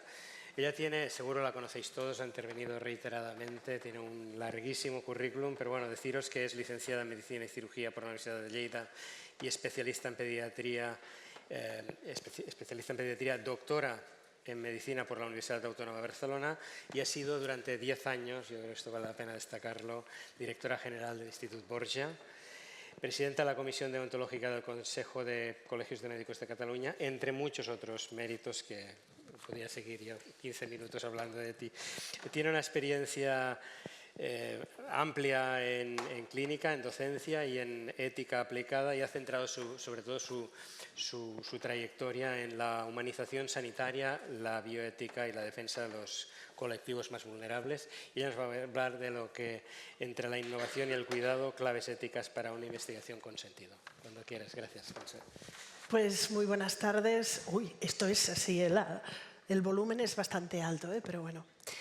Pues muy buenas tardes. Cuando iba planteando de qué os iba a hablar esta tarde y pensando que la atención humana tiene ciertos límites, la mente no sé, Óscar, igual lo superamos, pero la atención tiene ciertos límites y a estas horas ya estaríais como bastante cansados, iba pensando esto sí, el formato está mal, pero bueno, es igual. La innovación y el cuidado como un espectro continuo, sí, entre lo que nos han presentado más de lo glamuroso de los lentivirus y lo glamuroso de la psilocibina hasta llegar al cuidado, como todo ese espectro, qué ética puede moverse ahí y nos debe y puede y debe acompañar en todo este camino. Por eso lo he centrado en 3 ideas clave, 3 ideas muy simples que son las que me gustaría que saliera de aquí. La primera enlaza un poco con lo que comentaba Roser. Va muy bien porque yo creo que lo que comentabas, que los centros que investigan transforman, yo eso lo veo y lo subo, yo creo que hay un imperativo ético de investigar. Es necesario investigar. ¿Por qué? Porque sí, creo que aquí la presentación faltan algunas cosas. Aquí había una imagen en la que lo que ponía aquí era el lema de San Juan de Dios, que es hacer bien el bien. ¿Sí? En teoría tendréis que imaginároslo, ¿sí? Pero bueno, aquí estaba. Tener en cuenta que para hacer bien el bien han cambiado muchas cosas. ¿Sí?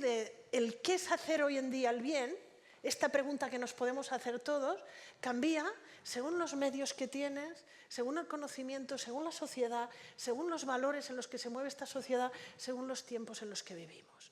Con lo que para hacer bien el bien, aquí os lo tendréis que imaginar, necesitamos investigar. Y me gusta mucho poner esta imagen. Este señor, no sé si lo conocéis, es Halstead. Halstead era cirujano, era esa época que los cirujanos eran, lo siento, pero es que... No, esto es, de hecho, sí, no es que sea para distraeros, pero bueno.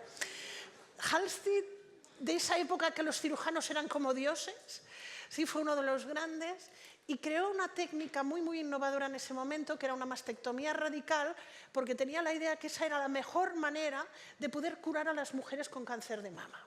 La mastectomía radical extirpaba no solo el tumor, todo el pecho, el pectoral y medio brazo, ¿sí? Con unas secuelas enormes en las mujeres. Conseguía unas buenas curaciones y eso es lo que se consideraba hacer el bien. Y se consideró durante casi 100 años, hasta que llegó este señor, que era Bernard Fischer. Llegaron varios, y empezaron a plantearse de si realmente era necesario, ¿sí? Era necesario una técnica tan radical para curarlo. Y empezaron a cuestionar el paradigma. Esto yo creo que os sonará, ¿sí? Y empezaron a cuestionar el paradigma de una forma que decía, pues, ¿qué hacemos? Pues un ensayo, en que tenemos 3 grupos, mastectomía radical, una mastectomía o una tumorectomía muy local, con radio y sin radio. Encontraron una oposición terrible. Incluso el establishment médico tuvieron que buscar pacientes por todas partes porque no les enviaban pacientes y les criticaban, hasta que por fin, yo creo que tardaron unos 20 años de este ensayo y llevarlo a cabo, demostraron que los efectos de la mastectomía radical eran igual prácticamente que los de la local. ¿Por qué os he puesto esta historia? Porque hay una frase que también debería verse un poquito más, que se atribuye a Bernard Fischer, que dice, en Dios creemos, todos los demás deben aportar datos. Para que os quede, esto es para llegar a lo de Roser. Si decimos que estamos haciendo bien el bien, debemos aportar datos. Y pensar que muchas veces nos quedamos con lo que estamos haciendo y nos quedamos con, sí, somos portadores del bien, necesitamos datos que apoyen y nos actualicen en hacer bien el bien. Y este era el primer mensaje. Sí, hacer bien el bien requiere cambios y los cambios requieren investigación. Una institución que no investigue es una institución que va a quedarse obsoleta en muy poco tiempo. Y este era un primer mensaje. El segundo ¿qué ética debemos buscar para una ética a la investigación? ¿Sí? De hecho, habéis ido nombrando mucha investigación y mucha innovación innovadora. La ética planaba por ahí. Y yo creo que la ética a la investigación nació en un momento muy determinado y se nos ha quedado viejuna. ¿Por qué? Porque cuando preguntamos a las personas si realmente la ética a la investigación sirve de algo, este es un estudio que lo voy siguiendo, este es del año 22, es el estudio de la Fundación BBVA sobre cultura científica. Da para mucho, da para mucho, da para muchas charlas. Pero, por ejemplo, un 42% de los españoles, 42% cree que la ética no debería poner límites a los avances científicos. ¿Sí? Aquí falta un cero, son 15.000 entrevistas, 10 países europeos y Estados Unidos.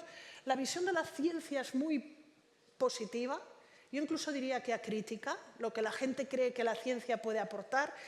El 70% más de las personas creen que en 25 años la ciencia lo curará todo. Spoiler, este estudio se hizo ya en el año 2010 y creían lo mismo, que en 25 años lo curaríamos todos, nos queda poco, pero bueno. Lo curaríamos todo y ese 42%, por ejemplo, frente a un 15% solo en Alemania, y seguramente entendemos el porqué, que no cree que la ciencia la ética deba poner límites, o un 25% en Francia. Yo a veces creo, si lo preguntamos a los investigadores, ¿qué contestarán? Yo no me atrevería a hacer la encuesta, un 42% de la población, pero la población de investigadores. ¿Por qué? Porque yo creo que tenemos muy planteada la ética de la investigación. La ética de la investigación es, de hecho, la primera ética moderna. Cuando hablamos de bioética en la clínica, tenemos que entender que la bioética actual nace en la investigación. Y nace sobre todo por los errores y las distorsiones de los primeros estudios de investigación que eran. Con lo que es una ética muy, muy normativa. Y es una ética más basada en el control que en el acompañamiento. Por eso yo creo que, esto es Kierkegaard, decía, la vida debe ser vivida mirando adelante, pero solo puede ser comprendida mirando hacia atrás. La investigación debe hacerse mirando adelante y la ética debe hacerse mirando hacia adelante, pero hay muchas cosas de la ética actual que solo comprenderemos mirando hacia atrás. Y si no somos capaces de que la ética de la investigación dé un paso adelante, yo creo que no seremos capaces de romper esto. Por eso, el horizonte de lo que tenemos, esto es ética de investigación, el horizonte de lo que tenemos, esto es del Nuffield Council, aparte es muy mono, entrar ahí porque es activo y desplegas cada uno de los ámbitos donde necesitamos a la ética. Pero cuando miramos qué es lo que tenemos en el horizonte, y aquí tenemos todos los ámbitos, yo creo que no podemos quedarnos en esta imagen. Cuando a la persona se le habla de la ética en la investigación, lo que viene a la cabeza es el comité. Los del comité, ay, perdona Jesús que te veo por ahí, sí, no, por aquí no, pero el comité es como esta masa infusa, oscura, que está ahí, y los del comité dicen que no puede hacerse esto.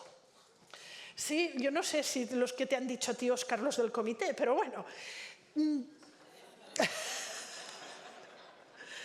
Sí, la ética debe mirar adelante. Y yo creo que, y aquí debemos ser muy rompedores también, yo creo que la nueva revolución de la ética a la investigación es pasar de esa ética normativa a la ética al acompañamiento. Esto lo traduciríamos en pon un bioticista en tu equipo. ¿Sí? Óscar, tú lo necesitas ya. Romper la idea de la ética es aquella fase que paso en un ensayo, en un momento, que entonces me dan toda la lista y me cabreo con los del comité por toda la lista que me han dado. Y ahora el consentimiento tengo que poner no sé qué, y ahora tengo... seamos proactivos. Poner bioeticistas desde el inicio. Y en ámbito social más. ¿Sí? Cuanto más difícil es un ámbito, porque la dificultad no la veo tanto, o la veo tanto igual en los lentivirus, como cuando estamos analizando en el ámbito social todo el tema del racismo estructural. La ética nace y ha aprendido a moverse en la complejidad. Yo creo que aquí San Juan de Dios debería poder ser pionero en romper un poco el esquema de esa ética de la investigación normativa de paso el comité y ahora me evalúan y no voy a decir en voz alta lo que pienso del comité porque está Jesús aquí, a una ética que acompaña en todo el proceso, que evidentemente tendrá que seguir la norma y tendrá que seguir, pero habrá acompañado en todo ese proceso y habremos anticipado muchas cosas y habremos podido ir mucho más allá. Y sobre todo entendiendo esto de aquí, todo lo que tenemos por delante en ética, y vamos a tener que responder a preguntas muy, muy complejas. ¿Un embrión sintético es un embrión? ¿Qué categoría moral tiene? ¿Un feto que esté en una incubadora líquida es un feto o es una persona? Porque habrá quien diga que es un feto nato y que tiene un entremedio. Tendremos que responder a preguntas muy, muy complejas. Pasemos del control al acompañamiento. ¿Sí? Segunda idea. Y tercera idea. Yo creo que esta también, y esta ya también es muy, muy de San Juan de Dios. Yo creo que una institución como esta no puede permitirse no tener una investigación en ética potente. Y diré un poco el por qué. Oh, casi no se ve, pero bueno. La bioética, sí, y sobre todo la bioética que subyace a un modelo de cuidados como es el nuestro, toda bioética tiene una antropología que la sustenta. La antropología que sustenta una bioética es la que nos explica el qué entendemos nosotros por persona, qué entendemos por dignidad, qué entendemos por cuidado, qué entendemos por vulnerable. Y esta antropología no es necesariamente compartida en nuestra sociedad. Sí, para resumirlo muy claro, los conceptos que nosotros manejamos de esta antropología, hoy es que eran más bonitas, en muchos ámbitos nuestra bioética juega en campo contrario. Y hay que pelearla. Y algo que es muy, muy claro, la bioética se empieza a pelear en la academia. Y os pongo esta imagen, porque os digo porque es una imagen que entenderéis también el porqué. Lo que cae en la academia, y cuando estoy diciendo en la academia en bioética, es como la nieve que cae en la montaña, que al cabo de un tiempo la acabaremos bebiendo todos. Cuando, por ejemplo, hoy en día nos extraña o nos puede sonar muy extraño algo como es, por ejemplo, la atención a la diversidad de género, que son cosas que cuesta entender, hoy en día. Esto es lo que hace 20 años publicaba Butler. No llega de la nada. Sí, lo que nuestra sociedad mueve no sale de la nada, sale de la nieve que cayó hace años. Y si allí no cae nieve, y cuando me estoy diciendo no caer nieve, no sale investigación en ética que sea amable con la hospitalidad, se nos va a hacer mucho más difícil convivir en un mundo plural, en que la nuestra no es necesariamente la antropología dominante. Sí, por eso yo creo que este es un reto que va un poco más allá, y quién debe hacerlo y cómo debe hacerlo es la respuesta que tenéis que dar.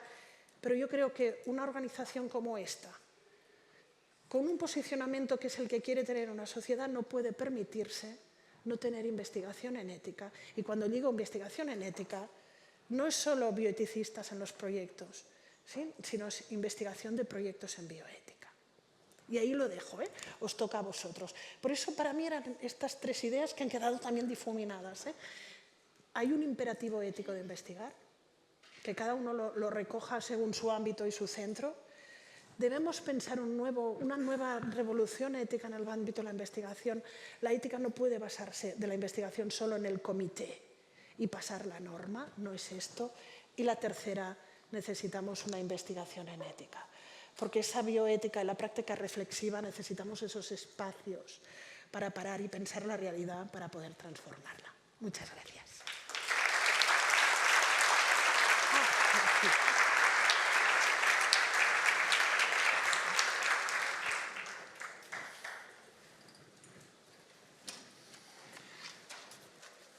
Bueno, ha habido un poco de todo, Entonces, ahora es vuestro turno. Yo tengo preguntas preparadas, pero esto yo creo que debería ir más de vuestra parte que no entre nosotros, o que se interpelen ellos. Venga, ya sé que así en frío es complicado, pero ¿quién se lanza? Sí, por favor. Os agradecería que digáis vuestro nombre y de dónde venís. Hola. Hola, yo soy Isabel Tortajada y soy la directora de Sant Joan de Déu de Valencia. Y quería preguntarle a Montse un tema que a nosotros nos inquieta Y es que, como decía antes, en los centros se puede investigar aunque no se tengan un exceso de medios.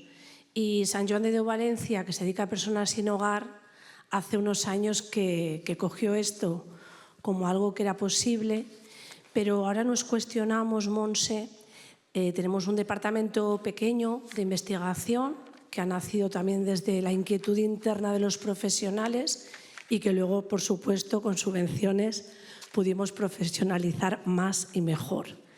Pero claro, nosotros, o lo que nos mueve en todo esto es qué tendríamos además que hacer más allá de que un comité de ética nos avale una investigación.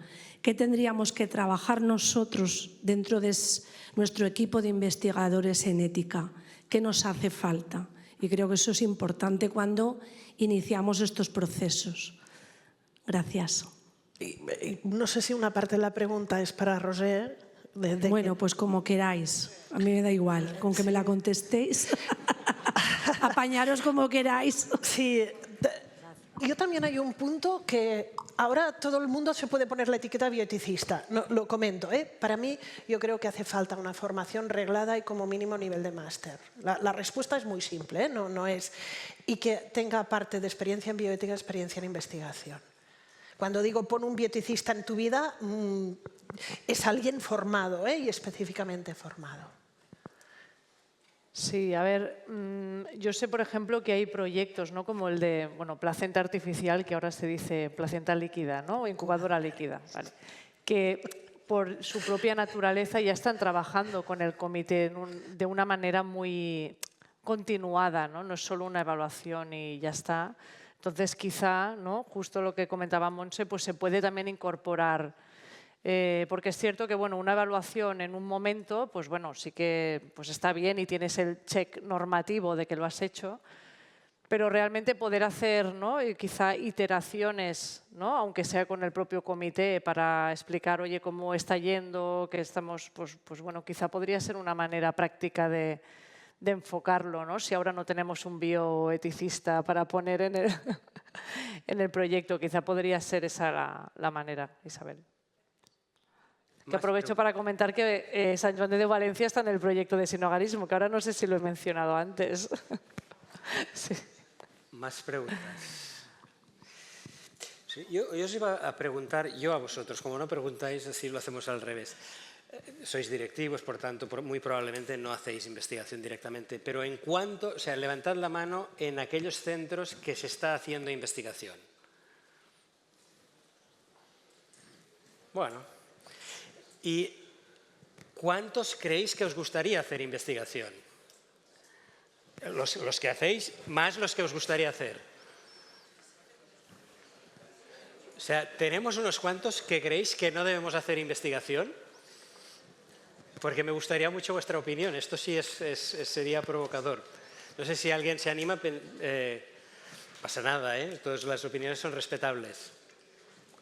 ¿Alguien se anima? ¿No?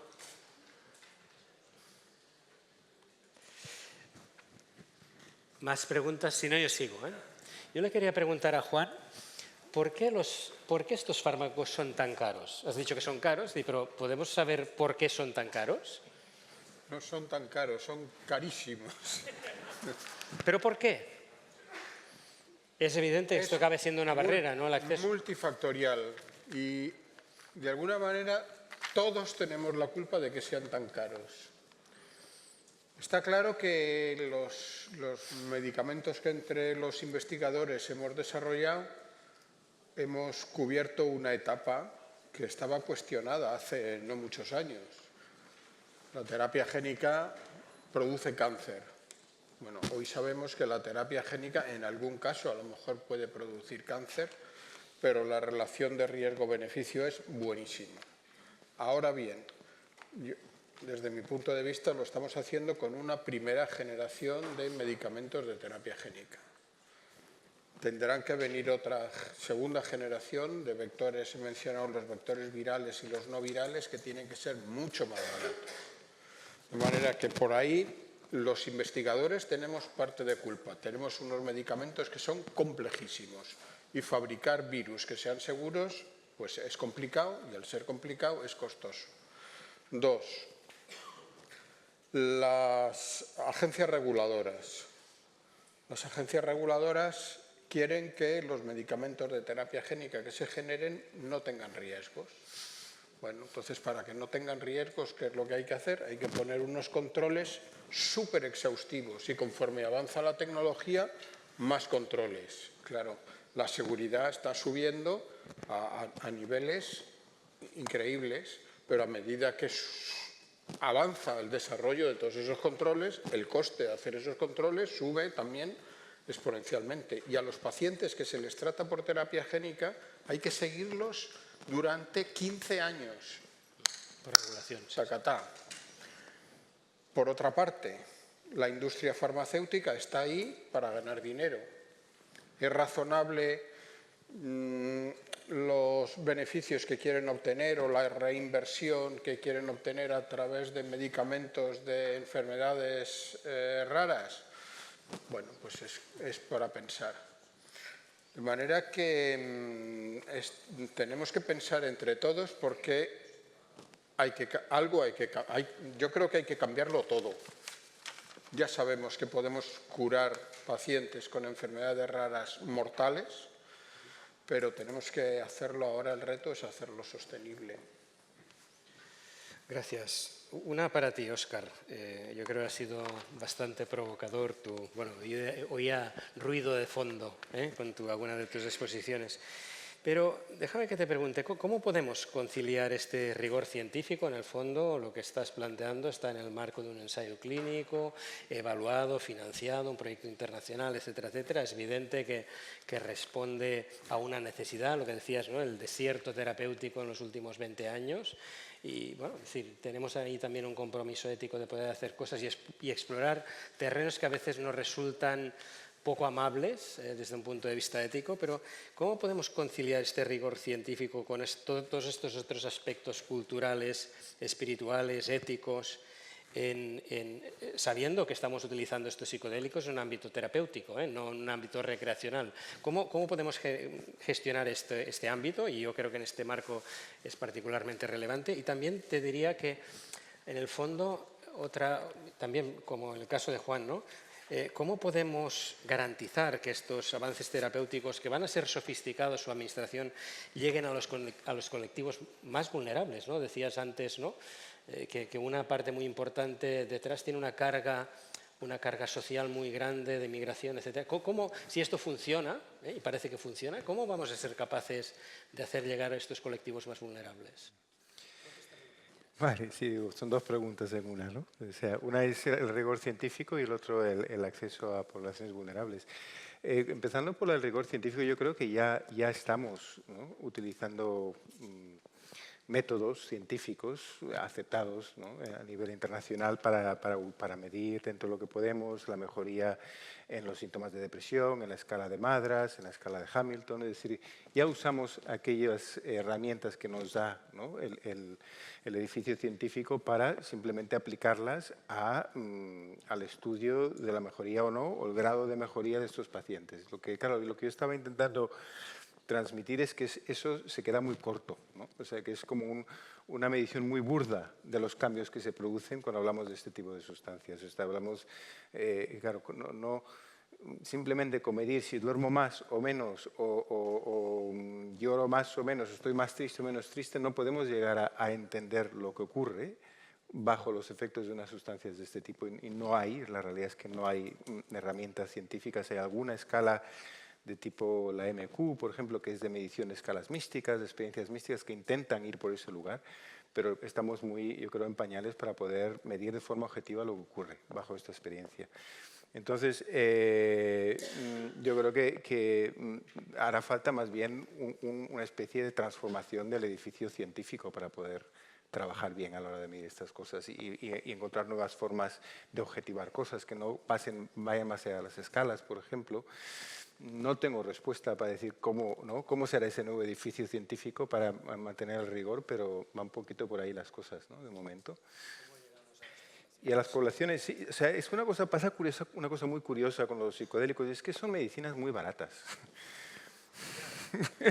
A diferencia de... Control menos, ¿no? Pero ¿qué pasa? ¿No? Está todo el edificio, precisamente la investigación, la bioética, ¿no? Que hace que desarrollar una medicina muy barata, que además ya es conocida desde los años 50, ¿no? O sea que están fuera de patente todos estos medicamentos, y llevarla a la persona que lo necesita requiere una cantidad ingente de dinero, de mecanismos, de estructuras que hablábamos, ¿no? de comités de ética, que hace que todo esto va subiendo, va subiendo, va subiendo, y al final se termina...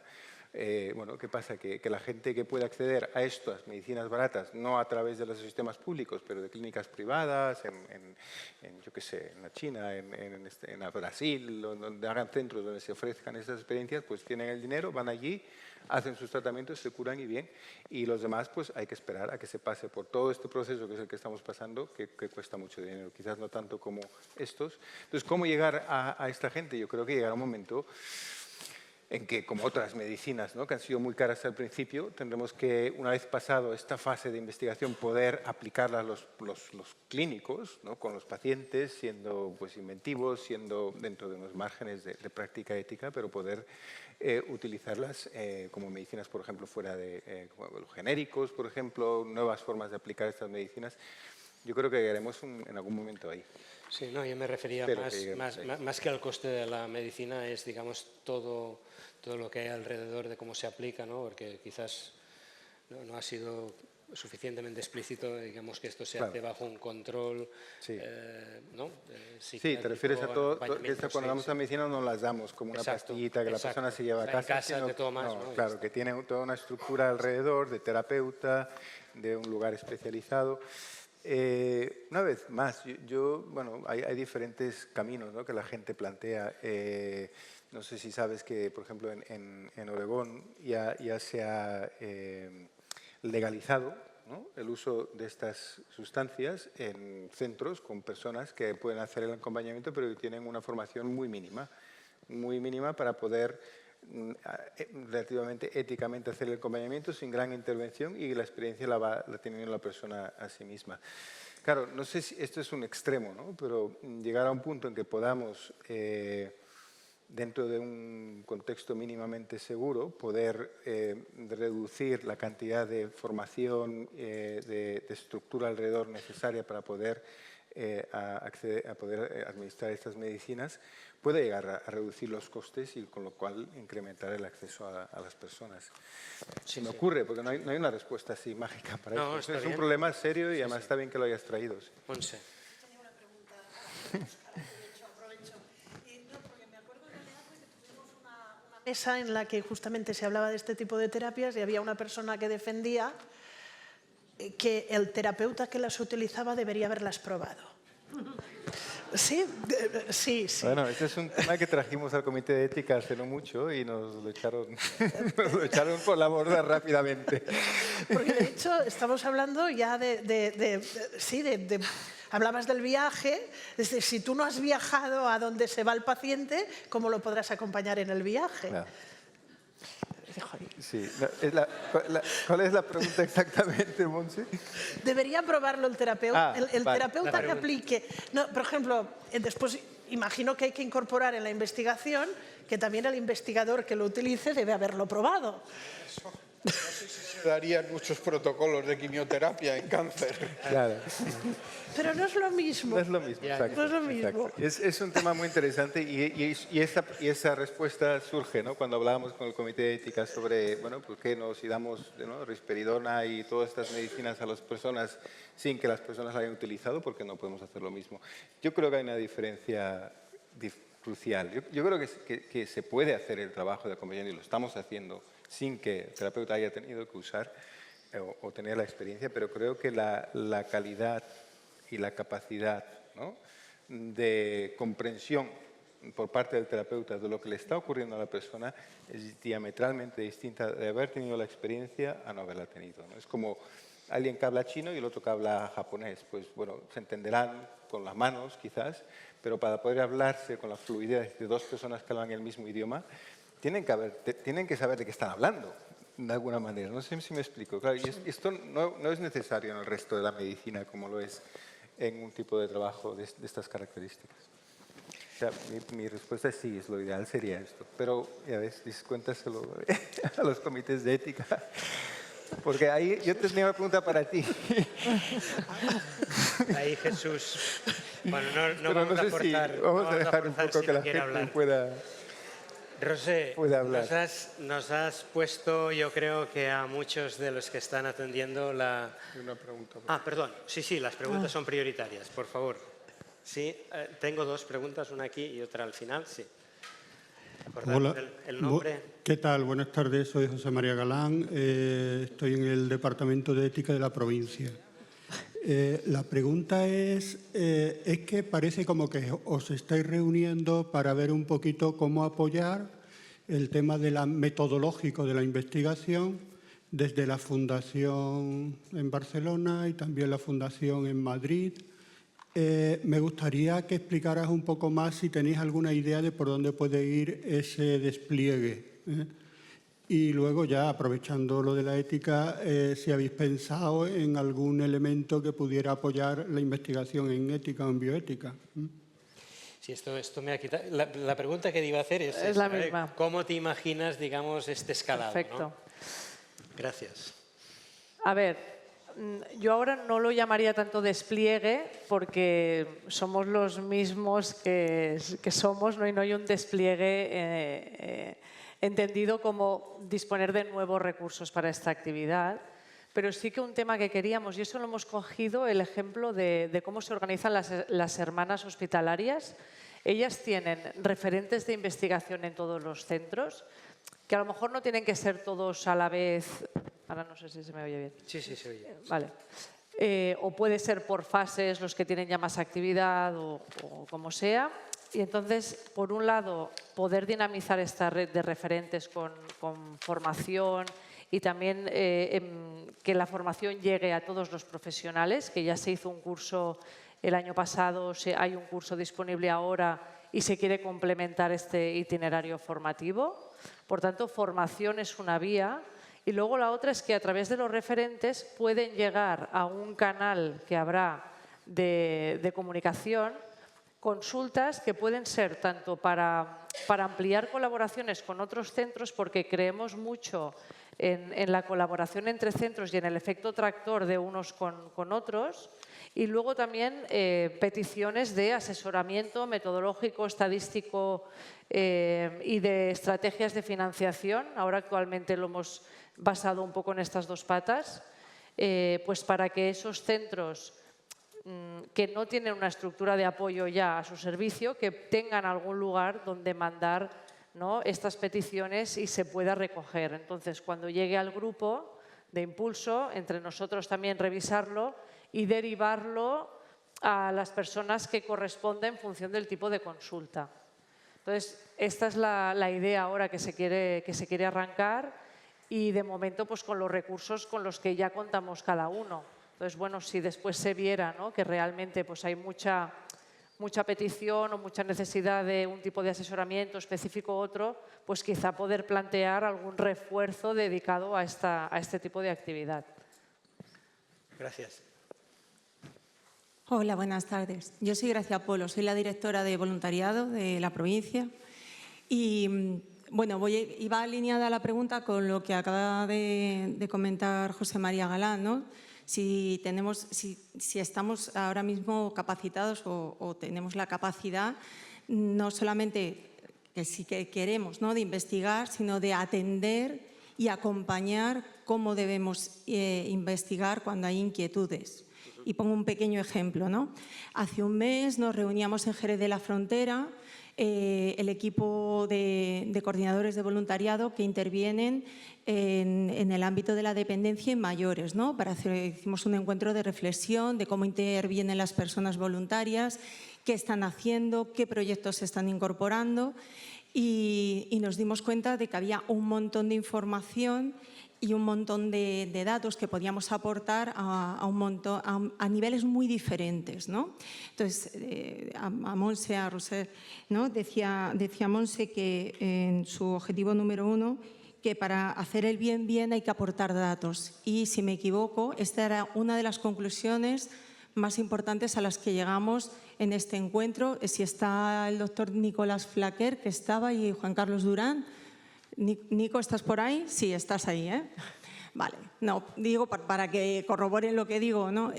Aportar datos, ¿no? Cómo tenemos que aprender a contar las cosas, y muchas veces sabemos los procedimientos o sabemos o intuimos o estamos acompañados por personas que nos dicen pues hay que investigar en esta línea, hay que hacerlo así, pero más a largo plazo a veces el acompañamiento teníamos la sensación de que se diluye, ¿no? Y que no tiene ese impacto deseado, ¿no? Cuando tenemos un potencial tan grande de recabar los datos, ¿no? Entonces, es en esta línea, ¿no? Tenemos capacidad para poder no solamente estructurar cómo tenemos que investigar y cómo tenemos que hacer una intervención ética o bioética, sino tenemos capacidad para poder acompañar en esos procesos. Gracias. Gracias. A ver, yo lo he comentado también al principio. Al final eso es un esfuerzo que tiene que hacer cada centro. O sea, no que una entidad centralizada va a asumir todas esas actividades para todo el mundo. Es difícil de pensar que eso fuera posible, ¿no? Entonces, cada centro tiene que hacer ese esfuerzo, de dedicar esos recursos, de ponerlo como una prioridad, ¿no? Entonces, nosotros el acompañamiento, ¿en qué lo vemos? En capacitar, en saber lo que estáis haciendo y poder poneros en contacto con otras personas de la orden o fuera de la orden que tienen ese interés, de a lo mejor ayudar a buscar pues, un partner académico que puede suplir una carencia interna en un rol o una tarea determinada, o en ese asesoramiento pues, que ahora comentaba, ¿no? de ayudaros a decir, oye, ¿cómo se podía plantear un proyecto aquí? Pues qué datos se deberían recoger, incluso pues, realizar algún análisis estadístico. O sea, sí se puede ofrecer ese tipo de servicio, pero es verdad que es un asesoramiento que acompaña un esfuerzo que cada uno tiene también que poder hacer. También intentar ayudaros a deciros, oye, pues estos serían los pasos que vosotros deberíais andar. Eso también lo podemos hacer. Pero es verdad que es un camino que cada uno tiene que dar sus pasos también en colaboración, pero también liderándolo él mismo, ¿no? Así es como lo planteamos. Sí, puedo decir una cosa. Yo tenía... Ah, sí, por favor. No, es que, claro, no sé si este es el elefante en la pared, el elefante en la habitación, ¿no? Pero yo, desde la perspectiva de investigador que empecé, ¿no? Como psiquiatra de trincheras, como digo, a intentar hacer un poco de investigación, probablemente me ayudaría 1000 veces más tener tiempo para hacer investigación que tener acompañamiento para hacer investigación. Porque, claro, una vez que tú, ¿no? tienes interés, ya te formas, ya buscas, y sí, que evidentemente las estructuras son útiles, pero claro, si no tienes el tiempo y estás hasta aquí con pacientes... Sí, probablemente son momentos distintos, ¿no? Sí, cuando una cosa es que tengas un investigador consolidado que lo que te pide es tiempo, otra cosa es cuando empiezas que lo que necesitas es acompañamiento, formación y ayuda, ¿no? No, yo he empezado hace muy poquito, no había hecho mucha cosa antes que nada, de verdad te lo digo. Por eso, perdona, eso, por alusiones, el primer elemento eran las personas y los investigadores. Sin investigador es difícil, ¿no? Que una estructura de apoyo pues, no tiene sentido, ¿no? Primero el core es tener esas personas con esa inquietud y esas capacidades para tirar adelante, y lo otro es hacer equipo para ir juntos. Pero realmente se tiene que dar, sobre todo, lo que tú comentabas, ¿no? La existencia del investigador. Yo no quiero acabar, tenemos todavía 4 o 5 minutos, sin hacerle un par de preguntas a Montse. No te ibas a librar, Montse. Hablamos de ética, hablamos de ética, digamos así, globalmente, ¿no? ¿Podrías bajar un poco más, digamos, aquellos principios éticos que deben ser realmente prioritarios en investigación en general? O si crees que la orden debe priorizar alguna cosa. Esto es la primera pregunta. Y la segunda es, ha aparecido... Puedes decirme lo que te dé la gana, ¿eh? Ya he empezado. La segunda, no quiero acabar esta sesión, y te lo pregunto a ti, pero lo podría preguntar a cualquiera de vosotros, es que todo esto lo hacemos por, digamos, estás en un hospital por los pacientes, ¿no? O por las personas atendidas. Y no quiero irme sin preguntaros cuál creéis que debe ser el papel de estas personas, sean pacientes o personas atendidas, y cómo canalizamos esta opinión. No hacer despotismo ilustrado, ¿no? Y cómo la orden puede facilitar esto. La voz de los pacientes. Las dos preguntas. Sí, yo creo que el tema de los principios está ya muy redactado. Yo no soy principalista, también es el problema. Y aquí hay una parte cuando hablaba de que debe haber ese cambio en la ética de la investigación, porque la ética de la investigación nace, a veces lo comentamos, entra en la puerta de la bioética, en la casa de la bioética por la puerta del consentimiento. Sí. ¿Sí? Consentimiento habéis comentado todos, y para mí eso ya es viejuno. ¿Sí? Cuando decía este nuevo modelo, es participativo. Participativo implica que las personas están desde el inicio. No es el investigador que crea un consentimiento, después va a ver al comité, el comité dice esto no se entiende y vas y empiezas. Es que desde el inicio deben estar las personas. Yo creo que también Juan lo has comentado muy bien cuando aquí es al contrario, nace incluso las propias personas afectadas. Pero el movernos a este nivel también implica a veces las personas afectadas sus expectativas tampoco dejan ver la realidad.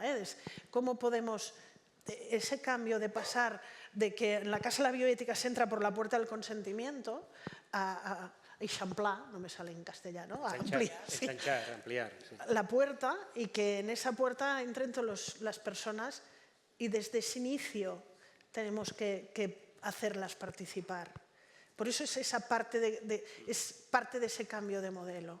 Sí, ¿puedo comentar Sí, un poco? claro, sí, estamos ya en el límite, sí, pero tenemos un par de minutos. Para nosotros la experiencia con las familias y los pacientes ha sido esencial, porque no valen para nada los consentimientos, no vale para nada los papeles si no tienes la confianza del padre de un crío de 2 años que le vas a someter a una terapia experimental. O cree en ti de juntillas, de haberte tomado unas cervezas con él y haberle explicado las cosas fuera de todo contexto y que diga yo lo que me estás contando me lo creo y aunque haya fallado no sé cuántas veces yo creo que lo que estás diciendo tiene sentido. Esto solamente se puede hacer bien si empiezas con ellos y antes de que haya perspectivas de que se pueda utilizar en pacientes, porque van viendo a lo largo de los años que el trabajo que estás haciendo es un trabajo serio. Y es muy importante que los estudiantes de tesis vayan a las reuniones con los pacientes, porque es muy importante que cuando reciban un tubo con una muestra de médula ósea de un paciente, sepa que detrás de ese tubo hay un crío de 2 años que además le conoce. Entonces... para parar. Básico, es básico. Gracias, estamos... Súper breve. Súper breve, no. En relación a la participación del paciente, ¿no? Yo creo que en los centros es muy fácil caer en el paternalismo y ha sido, ¿no? La trayectoria que hemos ido llevando y que dar voz al paciente pues, elimina un poco esas diferencias, ¿no? Y al final estás haciendo cosas con ellos, quieres hacer investigación, o sea, quieres tener un impacto real, tienes que saber qué es lo que ellos también necesitan, ¿no? Por tanto, la voz desde el principio yo creo que aporta mucho. Bueno, yo creo que lo han hecho muy bien, ¿verdad? Yo creo que se merece un aplauso.